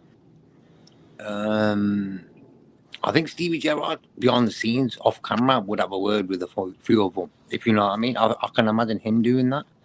Yeah, and Cara would as well, wouldn't he? He'll probably film it and put it on Sky Sports. Well, exactly. Like Cara's a media, yeah. But he's never been backwards and coming forwards when it comes to opening his mouth. No, are these people on the staff? I mean, that's what players hate it when these guys come out and criticize them in public. Yeah, they say fuck, So if they're on the staff, I mean, we should keep growing. We should be looking for the next Jar, the next Carragher. We should be looking for those guys coming up within the team and all that stuff. And again, I know what you're saying, but I'd much prefer a team of 11 players who didn't need to be told what it meant to be here. To kind of exactly got the gravitas straight. Work it out for the Yeah, I mean, everybody knew that. I just think the only problem you have there really is with younger players. Not that they don't remember the history of the club, but it's just when you got younger players, like someone like Virgil. He just epitomized it when he walked in the door. He knew what he was walking into. Look, we are, but that's I kind of think it's emblematic, Bernie, of what the era that we're in is. You look at the photos the club puts out and all that. Now, I'd never be fooled by a bunch of photos posted by the club showing everyone looking happy and smiley. Because, as I say, everybody acts differently when you point a camera at them. Nobody acts naturally when you point a camera at them. So all these things, I know you can't possibly have 23, 24, 25 players at this club right now who are all perfectly happy with life and everyone. No, there's going to be issues there at every club every year, even our club. People want to come, people want to go. People are getting older, people are getting on, people want new contracts, all that kind of stuff. There's always going to be a few issues with a few players. So, if they're out there showing the photos of everyone looking happy, that's great. But I know for a fact, some of these guys, like I said, you can sell good players, and you can sell happy players as well. Not every player that leaves, there must be a huge problem, a huge falling out. No, you can just be at a certain point in his career where he's moving on and, all that kind of stuff. It's great. It's fine. I don't think Jones is storming around the AXA, starting fights with people. No, of course I don't. But I still do believe he wants to leave the club. But he's still going to look happy in training and he's talking to his mates. Do you know what I think's happened, Brian, over the years, from what I've seen anyway, from when I was younger, watching them and everything? I think what's happened is, as the club's got bigger and bigger and grown bigger and bigger, I think that the disconnect between the players and the fans has become huge. Of course. And even to the fact when they were at Melwood, that they weren't too far away from Anfield, and all the kids would be hanging around talking to them. The players lived. I mean, they lived in Formby, they lived in Crosby, they lived in Ainsdale, they lived in Southport, or they lived in Wharton, or some of them had lived across the water, like Roper. But they were all around the areas in the better part. Now, because they get mobbed and because. Spartan can't go to the cinema and take them down the street. Mo Salah, imagine Mo Salah trying to go shopping in Liverpool City Centre on a Saturday afternoon. Jeez. and Liverpool's such a fanatical city when it comes to football. You know, you're red or blue, and that's it. It's massive. You know. So they've ended up going out to live in the Cheshire Belt where the City players and the United players live. So, you know, and they're going out to the restaurants out there where they are. So that's an even bigger disconnect from the club. So they're basically getting bussed into play, bussed into train, and then out again to live. And I think that's the massive disconnect that we've never had that before. And that's what we've got now. Yeah, no getting past that. No getting beyond that. You're not changing that. You know, because it's not just the Liverpool players. It's like all the like you said, it's Man United players, probably other clubs you have in that kind of area, City players. None of them live in Manchester city centre. You know, they all live in these areas outside of the clubs. Yeah, the disconnect there is like, you know, I used to work with a guy whose dad owned a pub in Islington, and this is back in the kind of, you know, the days when footballers would go out and have a few pints, and his dad's pub was the pub where 5 or 6 of the Arsenal players would go and have their Monday club. You know, so everybody knew it. Like Adams, these kind of, not like obviously not the Henrys, the kind of the older generation. They used to come into his dad's pub, and everybody knew it. So, but people would just leave him alone, kind of thing. You know, they could do their thing. Some people might walk in and go, oh, Jesus, there's Tony Adams. Oh, right, you don't know the pub. But everybody knew you couldn't do that today. Obviously, they wouldn't go to the pub today, but you couldn't do that today. Imagine they had like a local cafe where everyone knew, like Van Dijk and Mo and Simicast and Chiesa. They'd go there every Monday, have a few coffees. It's a public cafe. They couldn't do that anymore. Those days are so far gone, you know. I don't know, you know, if you'll ever get it back, of course you won't. People aren't going to be living, like you say, in terrace houses or close to the ground, any of that. These guys are renting. They're not even buying, they're renting ex-pros. They're all living in the house that Bernardo Silva used to live in, or, you know, Munoz is living in freaking Mahrez's old house, all this kind of stuff. You know, because of that disconnect as well, they're not even running up to the fans to celebrate anymore. They're running to each other. You know, like the last one that I'd really noticed that used to run fans was Jota. Jota always was like there with the fans. Mo occasionally, you know, we know Mo had a good relationship with the fans. Trent did, but even Jones stopped, you know, going to the fans, and he's a local guy. You know, it's almost like the fans are incidental. That, you know, doing it for each other, the team. You know, it's really bad. I think someone got a hold of that. Kevin is asking, why did we sell him? We didn't sell him. He's under 16, so it's the same way they offered him a deal and he decided to go to Arsenal. Same way you got Rio and all that. He was an under 16, so we didn't sell him. They just, like I said, that's one of those things. He gets to sign a contract when he's 16. He decided to go there.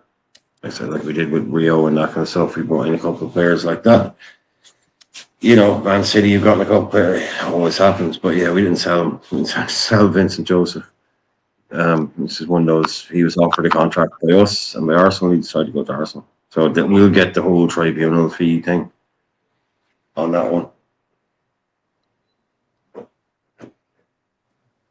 But yeah, a young kid there, striker up front. But you know, thanks, Ab. See you later, mate. Peace, Abs. Night, Abs. Have you cool, Double check. Miss anything from tonight? See what else we got going on. Like looks like Rio's doing an interview. I won't be showing that. Guarantee you. Bloody hell, definitely won't be showing that.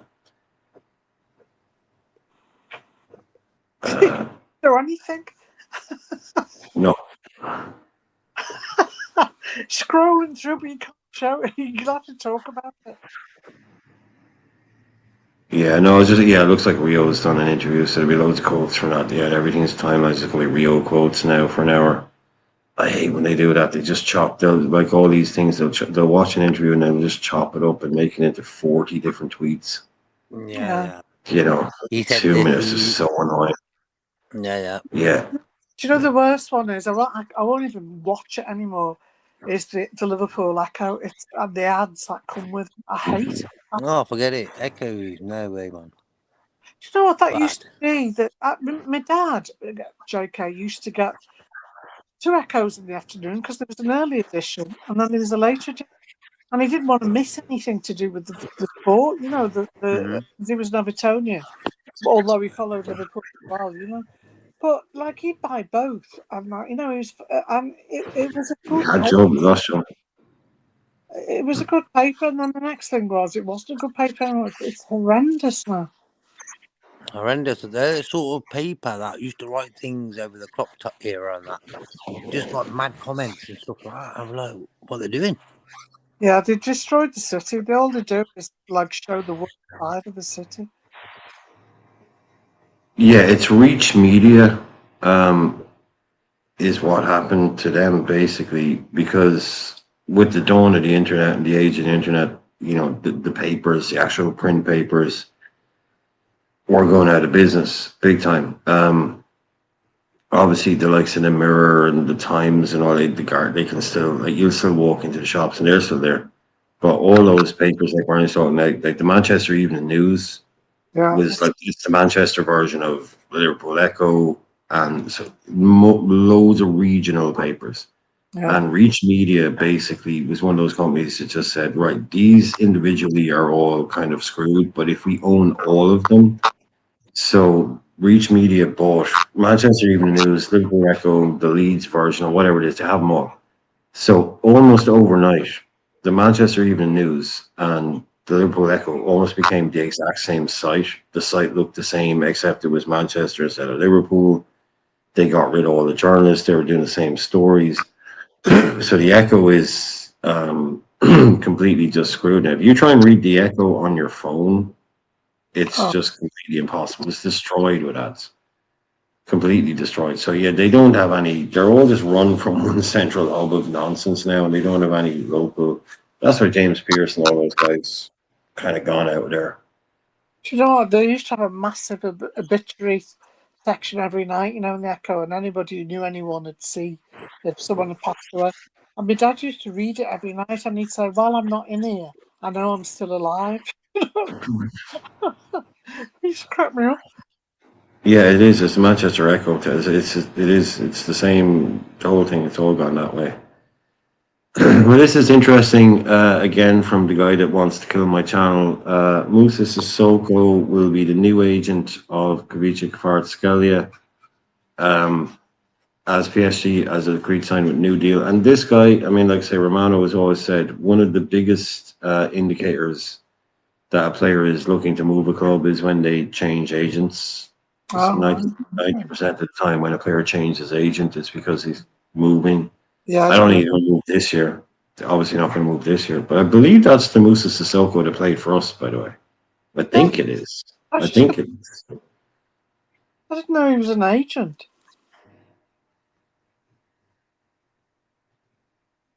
Yeah, I'm not sure if it is. I mean, yeah, a lot of these, there's a few of them out there now, agents and so. Sure, Deco is kind of director of football at Barcelona and all. There's a lot of players going to the whole agency thing. I'm not sure it's the same Moussa Sissoko, is it? Well, we call him Momo. I think it is. But anyway, just thought it was interesting to see he's changed agency. But what's the flags next to the name there, Brian? Oh, Georgia.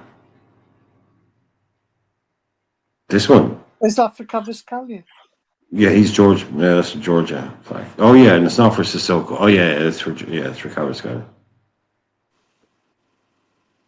That's where your flag comes from.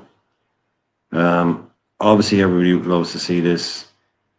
All eyes on jobs on sport now. Next year, Darwin Núñez, I assume, has gone through Darwin Núñez and Mo Salah playing for Trabzonspor. I mean, their fans are just probably thinking, I mean, that's got to be great fun. I mean, if nothing else, that's got to be great fun to be a fan of Trabzonspor and to no bloody Salah, for sake. I wouldn't be surprised if those two don't rip it up there together. I think they'll do well. I mean, Darwin didn't do too well in Saudi, but Oh, Mo will be feeding him balls. I don't know. You know, I think I the think Mo would Imagine they feel smash it. That'd be good for them. I want them to win the league. I'll support them this year. Someone's all. I think I don't know how strong everyone else is and all that. I know, you know, they're not in the Champions League this year. They're in Conference League, I think. So they're obviously not Yeah. like. I think they finished third or fourth Okay. last year. So I mean, clearly, yeah, not like they're not gala or anything. So yeah, Maybe but that like I was saying, pressure. Jake, you'll see a lot of TV companies. Like if you're a TV company and you have rights to show Conference League, like and Trabzonspor are playing Slavia Prague, you're probably not going to show that. But this season, Trabzonspor with Mo Salah and Nunez, they're playing Slavia. You're going to pick that game to show, right? Yeah. That's how it works. Because everyone's going to watch that. People, I want to watch that. Like everyone, like you were saying, there's loads of people. Oh, I'm going to follow them this year. Yep. Yeah, people are going to watch the games. They'll make. I'm assuming if I'm a producer of this stuff or whatever, like I say, it's got some random Thursday night Europa Conference League games. It's that Musa Sissoko. Okay, right. It's not Momo. Yeah, you're going to show those. You know, And I everyone think like him not everyone's playing showing into that. for Galatasaray or Fenerbahce, Salah, it's a sort of less pressure at this club. So Oh, they can't believe they got him. They yeah, they can't can't believe it. They were believe they got him. celebrating. Their fans were celebrating that they won the league already. Sure, they sign it. Turkish fans, man. If they signed, let's just say, I know, I don't want to slag anybody off. Kieran Trippier. If they signed Kieran Trippier, there'd be 50,000 people at the airport. Mm-hmm. Mo Salah. I mean, these guys. This is like them signing Ronaldo or Messi to them. Yeah. It's huge. It's huge I for them. can't believe Huge. I cannot Wonder how believe many he's gone shirts to they've Spain. sold. Can you imagine how many shirts they've sold? Salah's name. Oof. And you know, I mean, I know, you know, we know that Nunez wasn't good enough for us, but he's harmless. He was a nice guy, wasn't he? You know, I think. Oh, I loved him. Mm-hmm. I He think was just he he'll gave enjoy 100%. it. Mm-hmm. He'll enjoy it. I think him playing with Salah, it might give him a little boost. I hope so. Anyway, look, for me, I never had a problem with Darwin because why? Every time he came on that pitch, he didn't just stand there. Like he tried something. He was trying. Problem was he couldn't finish most of the time, and that's what we bought him for. You know what I mean? Well, that's the whole point. Yeah, that's the whole point. I mean, But for me, his attitude was right. That's what I loved about him. Attitude, and hopefully, him and Salah smash it, and then see what happens after that. Imagine they win the league. That'd be great. You should put a little bet on that. Them Trabzonspor to win the Turkish league. I got a funny feeling, man. They'll outscore everyone. Them two. Ooh. So is Mo gone there because the wages in Turkey are good? Because I know, I mean, it's easy to get to Egypt from Turkey, isn't it? So not that far. But I just wondered, you know, do you think he's gone because they pay high wages in Turkey? Who, Mo or whatever? Well, Mo, do you think, you know, like, you know, what would be in his decision making to go to Turkey? Fuck knows. Sorry, no, sorry, I didn't mean no. Like apparently he was prepared to take a pay cut to go to Besiktas or something. I really don't know what's going on here with this. Like he could earn. So obviously he's not interested. Like if he was interested in the Saudi thing, then he'd be in Saudi. He would, you know. So I don't know. I really think it's strange. Like I told Mo was gone. Sure, he's going to Saudi. Then so if you say to me he's going to stay in Europe, I'm like, oh, okay, he's going to stay in Europe. Then I'm thinking, like maybe a Champions League team, probably like an Italian Champions League team, maybe or something like that. But like to go to the third place team in Turkey, really didn't see that coming. Turkey, yes, I could have seen that happen, but yeah, like Jake said, Gala, whoever is in the Champions League, maybe. Apparently, he was willing to take. He wanted something like ignore the number. He wanted 10 million a year. He was prepared to take 8 million a year to go to Besiktas. He was prepared to take a pay cut to go to whatever. I don't know. So it's in. It is weird. It's weird. We let him go for nothing, and he's ended up bloody Trabzonspor. It's strange. It's strange. Like, how is nobody else picking up Mo bloody Salah? I know. How is no? I mean, apparently Dortmund. I heard Dortmund were in for him, and they saw the wages, and he said no. They backed away. But then I said, like, after that, then I saw. I'm not saying it's a true story, but I saw a story that said he was prepared to take a $2 million a year pay cut to go to Besiktas. So yeah, I mean, again, I was assuming the Saudis would have been paying this guy $2 million a week by now. What do I know? What do I know?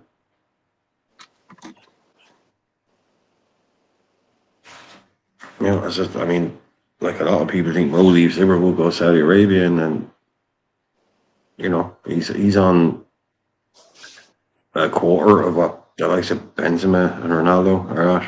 And as a free, going on the free, even Madrid or Barcelona chatting on the bench, even you would have thought, you can come on and do something.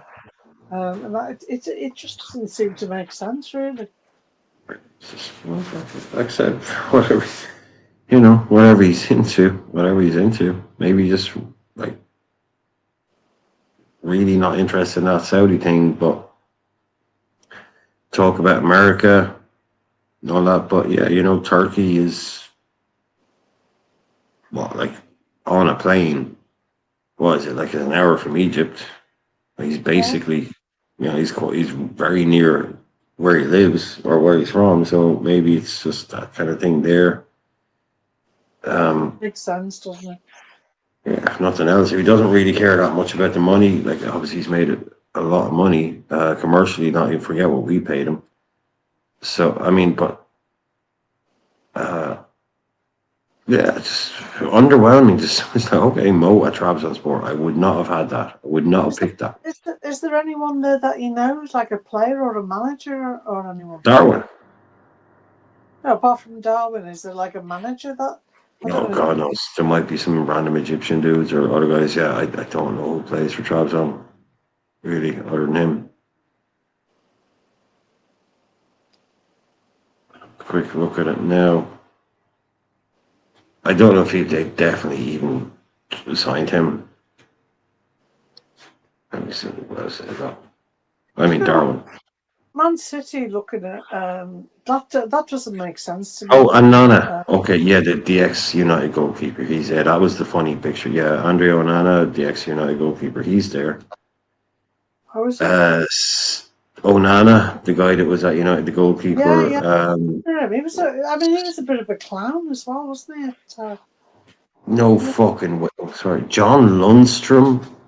No way. John Lundstrom, the guy that played for Sheffield United. John Lundstrom is at the Trabzonspor. That's incredible. That's amazing. No.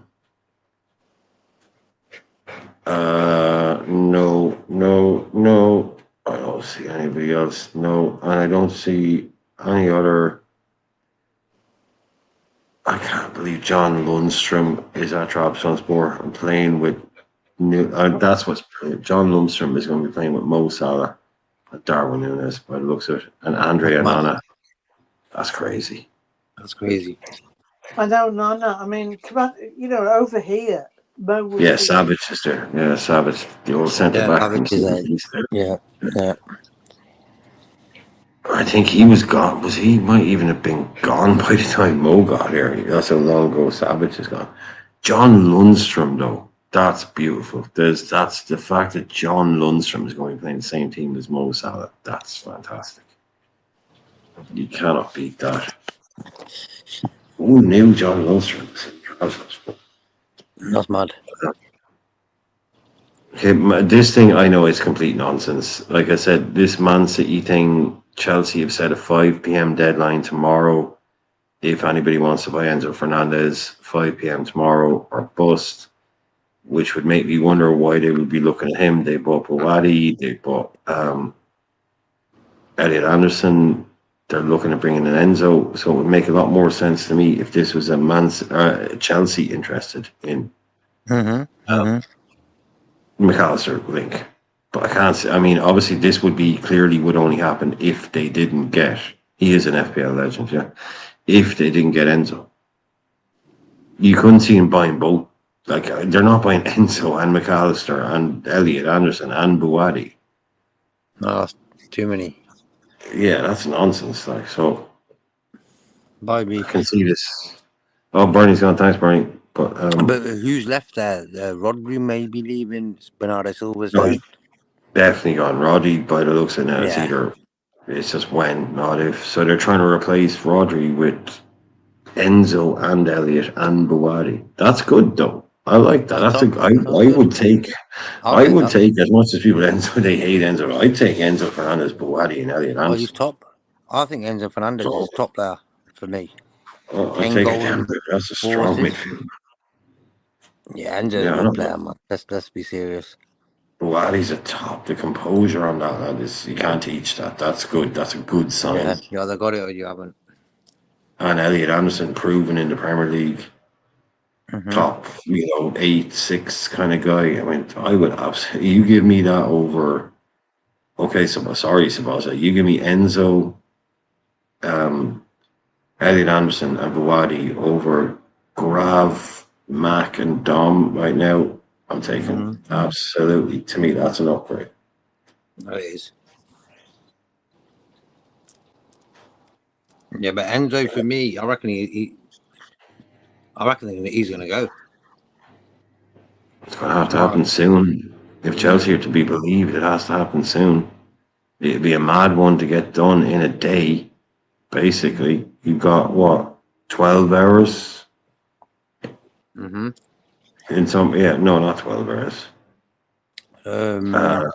18 hours, probably, something like that. I'm bad at maths. Something like that, yeah. To get it done, if they're real about it. They put a time limit on it. It's funny. Never heard that one before. If you ain't done it by this time tomorrow, you ain't getting shit. I ain't heard that one before ever. That's mad. That's how football is now. They're playing cowboy and Indian sort of thing. You know what I mean? It's like, how can you say to someone if it ain't 5 o'clock tomorrow? The transfer window's still got 2-3 weeks left, ain't it? Yeah. That's funny, man. That's funny. Yeah, exactly. Never say never. Never ever say never. But it's more about like that whole, we're going to be big boys, and if you're going to do it tomorrow, so we have time to do what we need to do. You know, we're not going to do this on deadline day, kind of thing. But what was your reckon to this? According to this lad, I'm not sure. I've scrolled down what past his name is, but Arsenal are charging towards Victor Osimhen. It's a top prior request from Arteta. The Gunners are convinced they can seal the deal before the market closes. Gala hasn't set an exact price, but you know, someone like Osimhen is too good to be in Turkey, isn't he? He's not 32. He's in the prime of his career now. Yeah, he's a goal scorer. Yeah, I mean, but they got Gyökeres. Can you see Victor Osimhen going to Arsenal? I mean, not really. I don't know. I'm not sure. Like, Jesus has gone Napoli. So they got a spot there. It depends on if Gyökeres is going to get pissed off playing second field to him, because I can't imagine him sitting on the because he bench. got better as the season went on last year. And he got better. He definitely did improve as the season went on. You can't deny it. Yeah, you can. So would they? What did they pay for him? 65 million, something like that. Something like that. I mean, I think Osimhen he's obviously a bit of a head case. You know, he's obviously you need good man management with this guy. Obviously, pay him a lot of money, a lot of that kind of stuff going on. But I think he's the real deal. He shouldn't be wasting his time in Turkey. It's terrible to see a player that good in Turkey. Yeah, he's playing Champions League football, but at the end of the day, the Premier League is the Premier League. You know what I mean? I don't think he's been taken serious because of the leagues he's probably played in. If he played in Spain and smashed a few goals, yeah, or England, yeah, I think that's where he needs to be probably. Yeah. 70 million. Yeah, I mean, see, Arsenal, they've been spending big ever since Arteta's come in. Look how much every season they're spending big. Yeah. I don't know. I think he's maybe they could just be a big club about it and bring him in, and Gyökeres is on the bench, and then a year later, Gyökeres is sold. Mm-hmm. Would you bring him in to help Isaac out? I wouldn't, but I'm just saying, would you? Well, he wants 300 grand a week. That's all I know. Mm-hmm.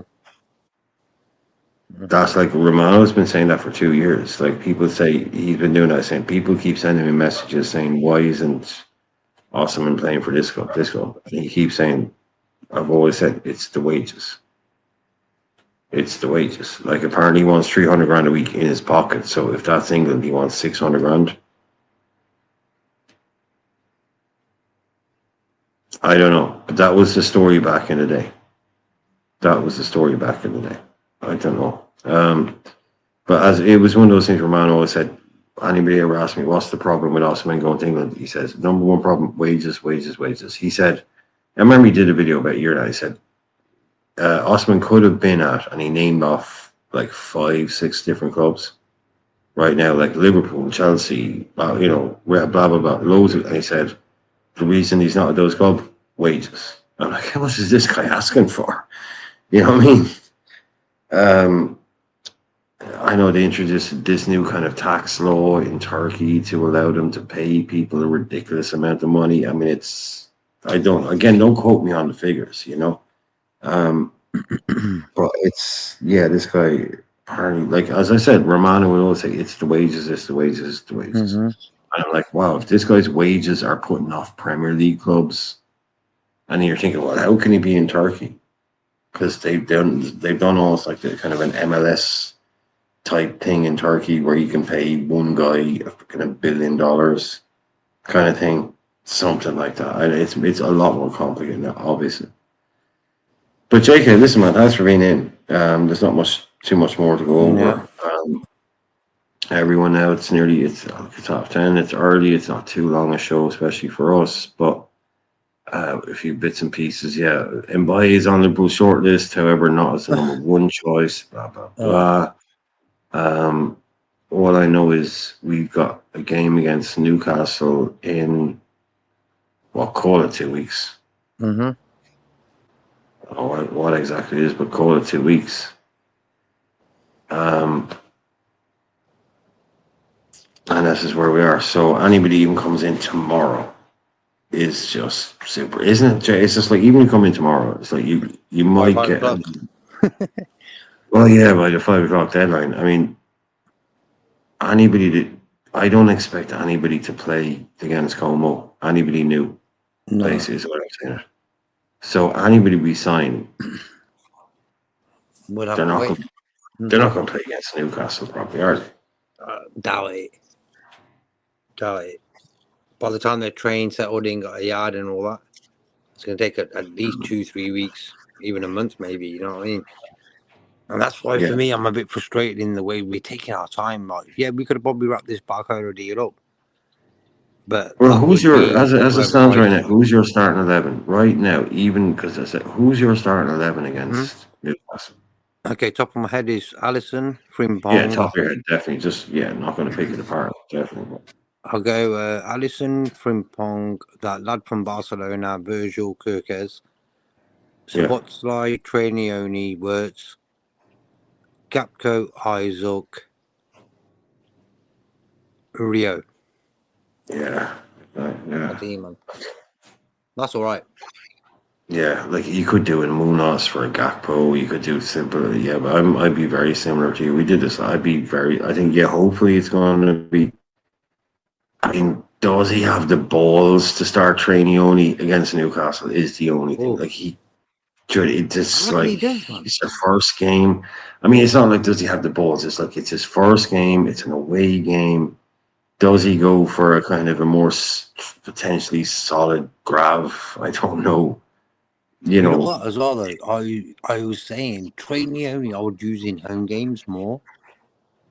I don't know why, but I would just imagine that first game was against Newcastle at home. 100% starting Trainioni. Oh yeah. I think so. Yeah, it's just. I wish him luck anyway. Fair play to him.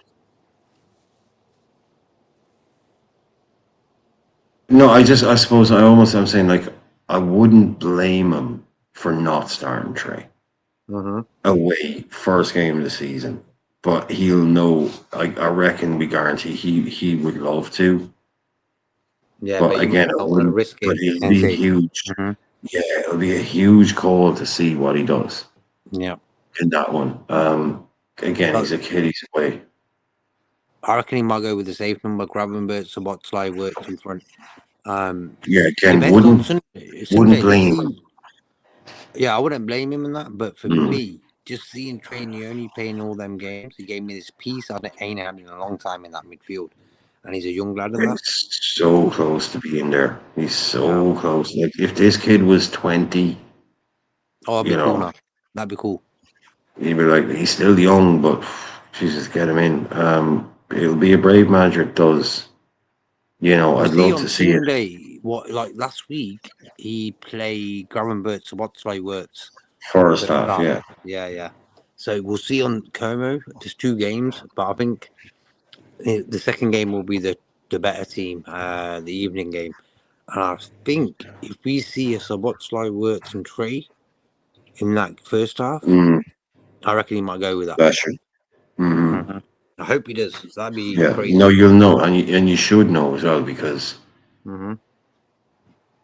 by that, like I was saying, it's okay. It is still preseason, but it's not game 1. It's game 4, 5. You should see. Everyone gets a game.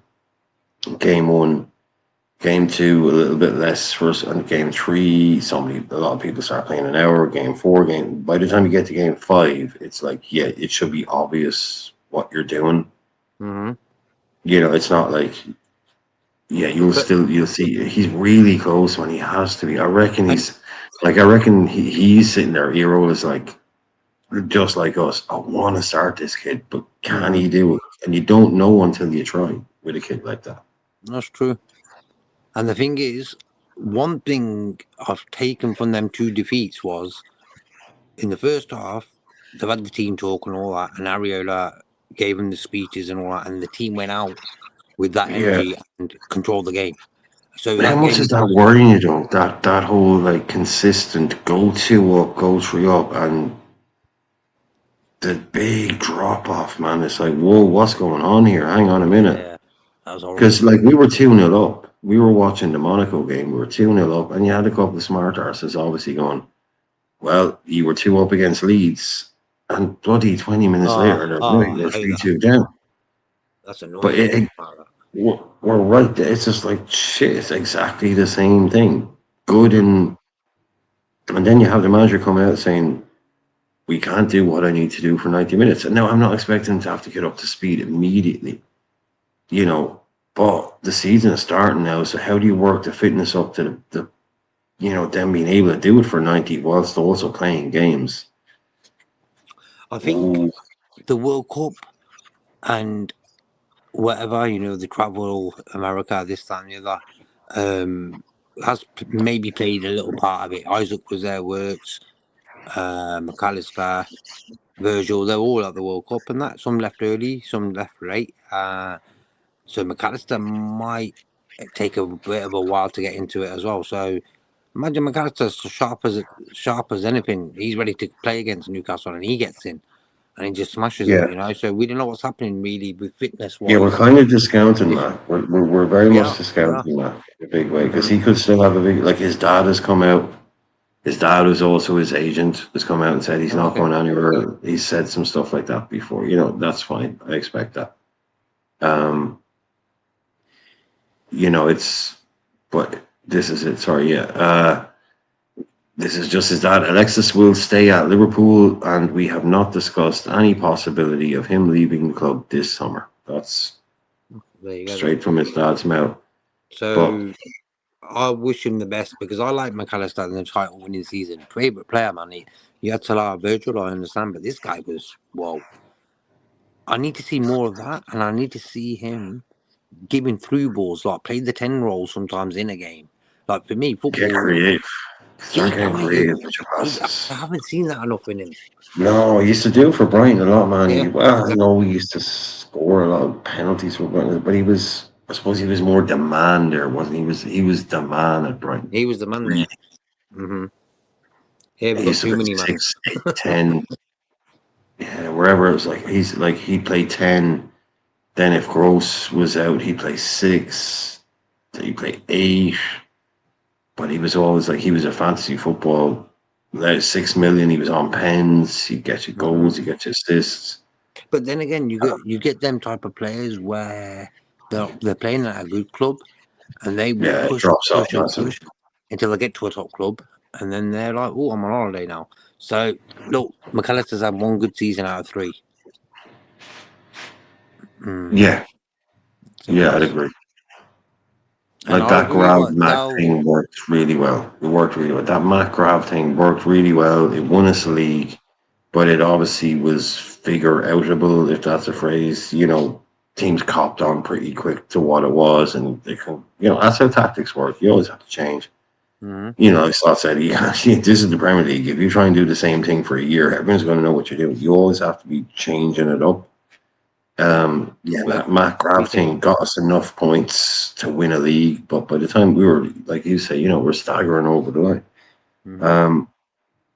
And then, you know, but Grab is, I've always said Grab is much better going forward. Always been much better going forward.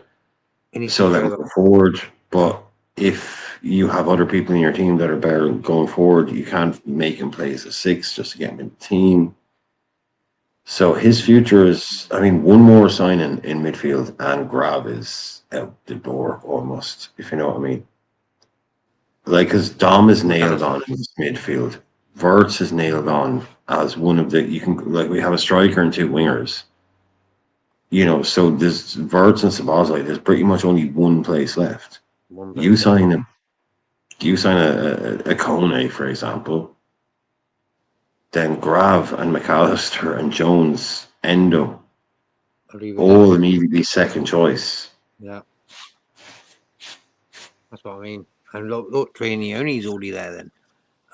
Trey's there. Trey's our little potential Adam Wharton kind of guy, you know, so we don't need to go for a Wharton. We've got Trey there, you know. So what's Matt going to do? What's Grav going to do other than be bench players? For me, McAllister would have seen Trey probably doing well in them games, and he might be thinking, you know what, I need to step up now. So for me, if I was a manager, I'll be using Trainioni to sort of kick his backside, and all them lads. Perfect guy, and that will give Trainioni a bit of a buzz. Like, oh, the manager thinks I'm sound and that he's going to play me before them guys, and he will show that in the game. I just want to wait for the game on Sunday and see how Trey is there, and then we'll take it from there. You know what I mean? As Kev is asking.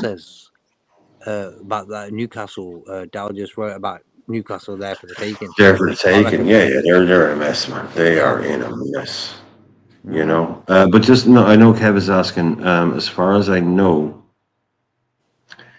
it's the 2, 11:30 and 6. But as far as I know, that 11:30 game is a behind closed doors game. So I'm pretty sure that's not going to be broadcast. Now I might be wrong, but someone's in earlier saying that like the 11:30 is a behind closed. Like the 6 p.m. game will be on be on Liverpool TV or whatever. But as far as I know, the 11:30 game isn't. Like you can't go to that, and it's not being shown. You can buy you can't buy tickets for that one. I think it's the tickets for the second. Now again, I could be completely wrong. But as far as I know, the 11:30 game is, like I said, behind closed doors, no tickets, no TV. But the 6 p.m. game, it's at Anfield. Tickets, and will be shown. But again, if I'm wrong, I think it was Little Copite that was saying that, and he went to the previous friendly, so I'm assuming he knows what he's talking about. 6 p.m. I think is the TV game, as it were. Ted's is saying behind closed. The other one is behind closed doors. So if anyone's thinking they'll be getting up to watch that game or anything, don't worry about that. It's the 6 p.m. game we'll be able to watch. We need to win that one. Just get a nice little win, clean sheet. It'd be good to see this Como team, won't it? Sorry, but they just played that good. Like, Fabregas is getting a lot of praise about how he plays the game, and they're both on LFC. Mott is saying they're both on. The second game, they're both on the TV. Okay, fair play. But the second one is after it. So The first one is being televised, but you can't actually go to it. Okay, thanks, Mark. Nice one for that. But yeah, he's getting a lot of praise, isn't he? Fabregas for the way he plays the game and this kind of stuff. So it'll be interesting to see that as well. Good level of competition. Mm-hmm. I think did they get a result against Arsenal? 1-1, wasn't it? Oh, there you go. I think it was 1-1. Yeah, the 11:30 is at the AXA. Yeah, that's what I was thinking. The 11:30 is at the AXA. Oh, okay. So you'll probably see. Yeah, I knew that like the early one wasn't at Anfield. It was at like So you'll see probably whoever the more younger guys. I assume it's not like he'll be putting on a show for the cameras or anything. But no, that's where they're showing both. That's good. That's good. That's sounding. See, do your own research. Don't listen to me ever. But yeah, listen. Thanks, JK. I'll let you go. Take care, panel chat. To the chat as well. Yeah. Yeah. Anyone that hasn't liked, anyone that's new, there isn't anybody new. But you know the drill. You know the spiel. If you want to help support the channel, buy me coffee. Links are there. QR code is there. We're not monetized. We're one strike away from disappearing, guys. Come on. Let's go. Let's go. But no, obviously everyone backs the channel. Thank you to everyone that's done that so far. And obviously only if you're comfortable doing that kind of stuff. But no, loads of people in, loads of people chatting, loads of people talking. Joe was here. I know Joe came in and got quite a few times. John, Bernie, Zia was in. Loads of people were in. Loads of people in. So thanks. Yeah, we'll see you all again. Peace. Tomorrow, I suppose. Yeah, hopefully tomorrow. I'm not sure what's happening with me tomorrow, but we always try and get one in. It might be a Barcola day. Who knows? Who knows? But yeah, thanks guys. See you all soon. Thanks, JK. Take care, mate. Be good.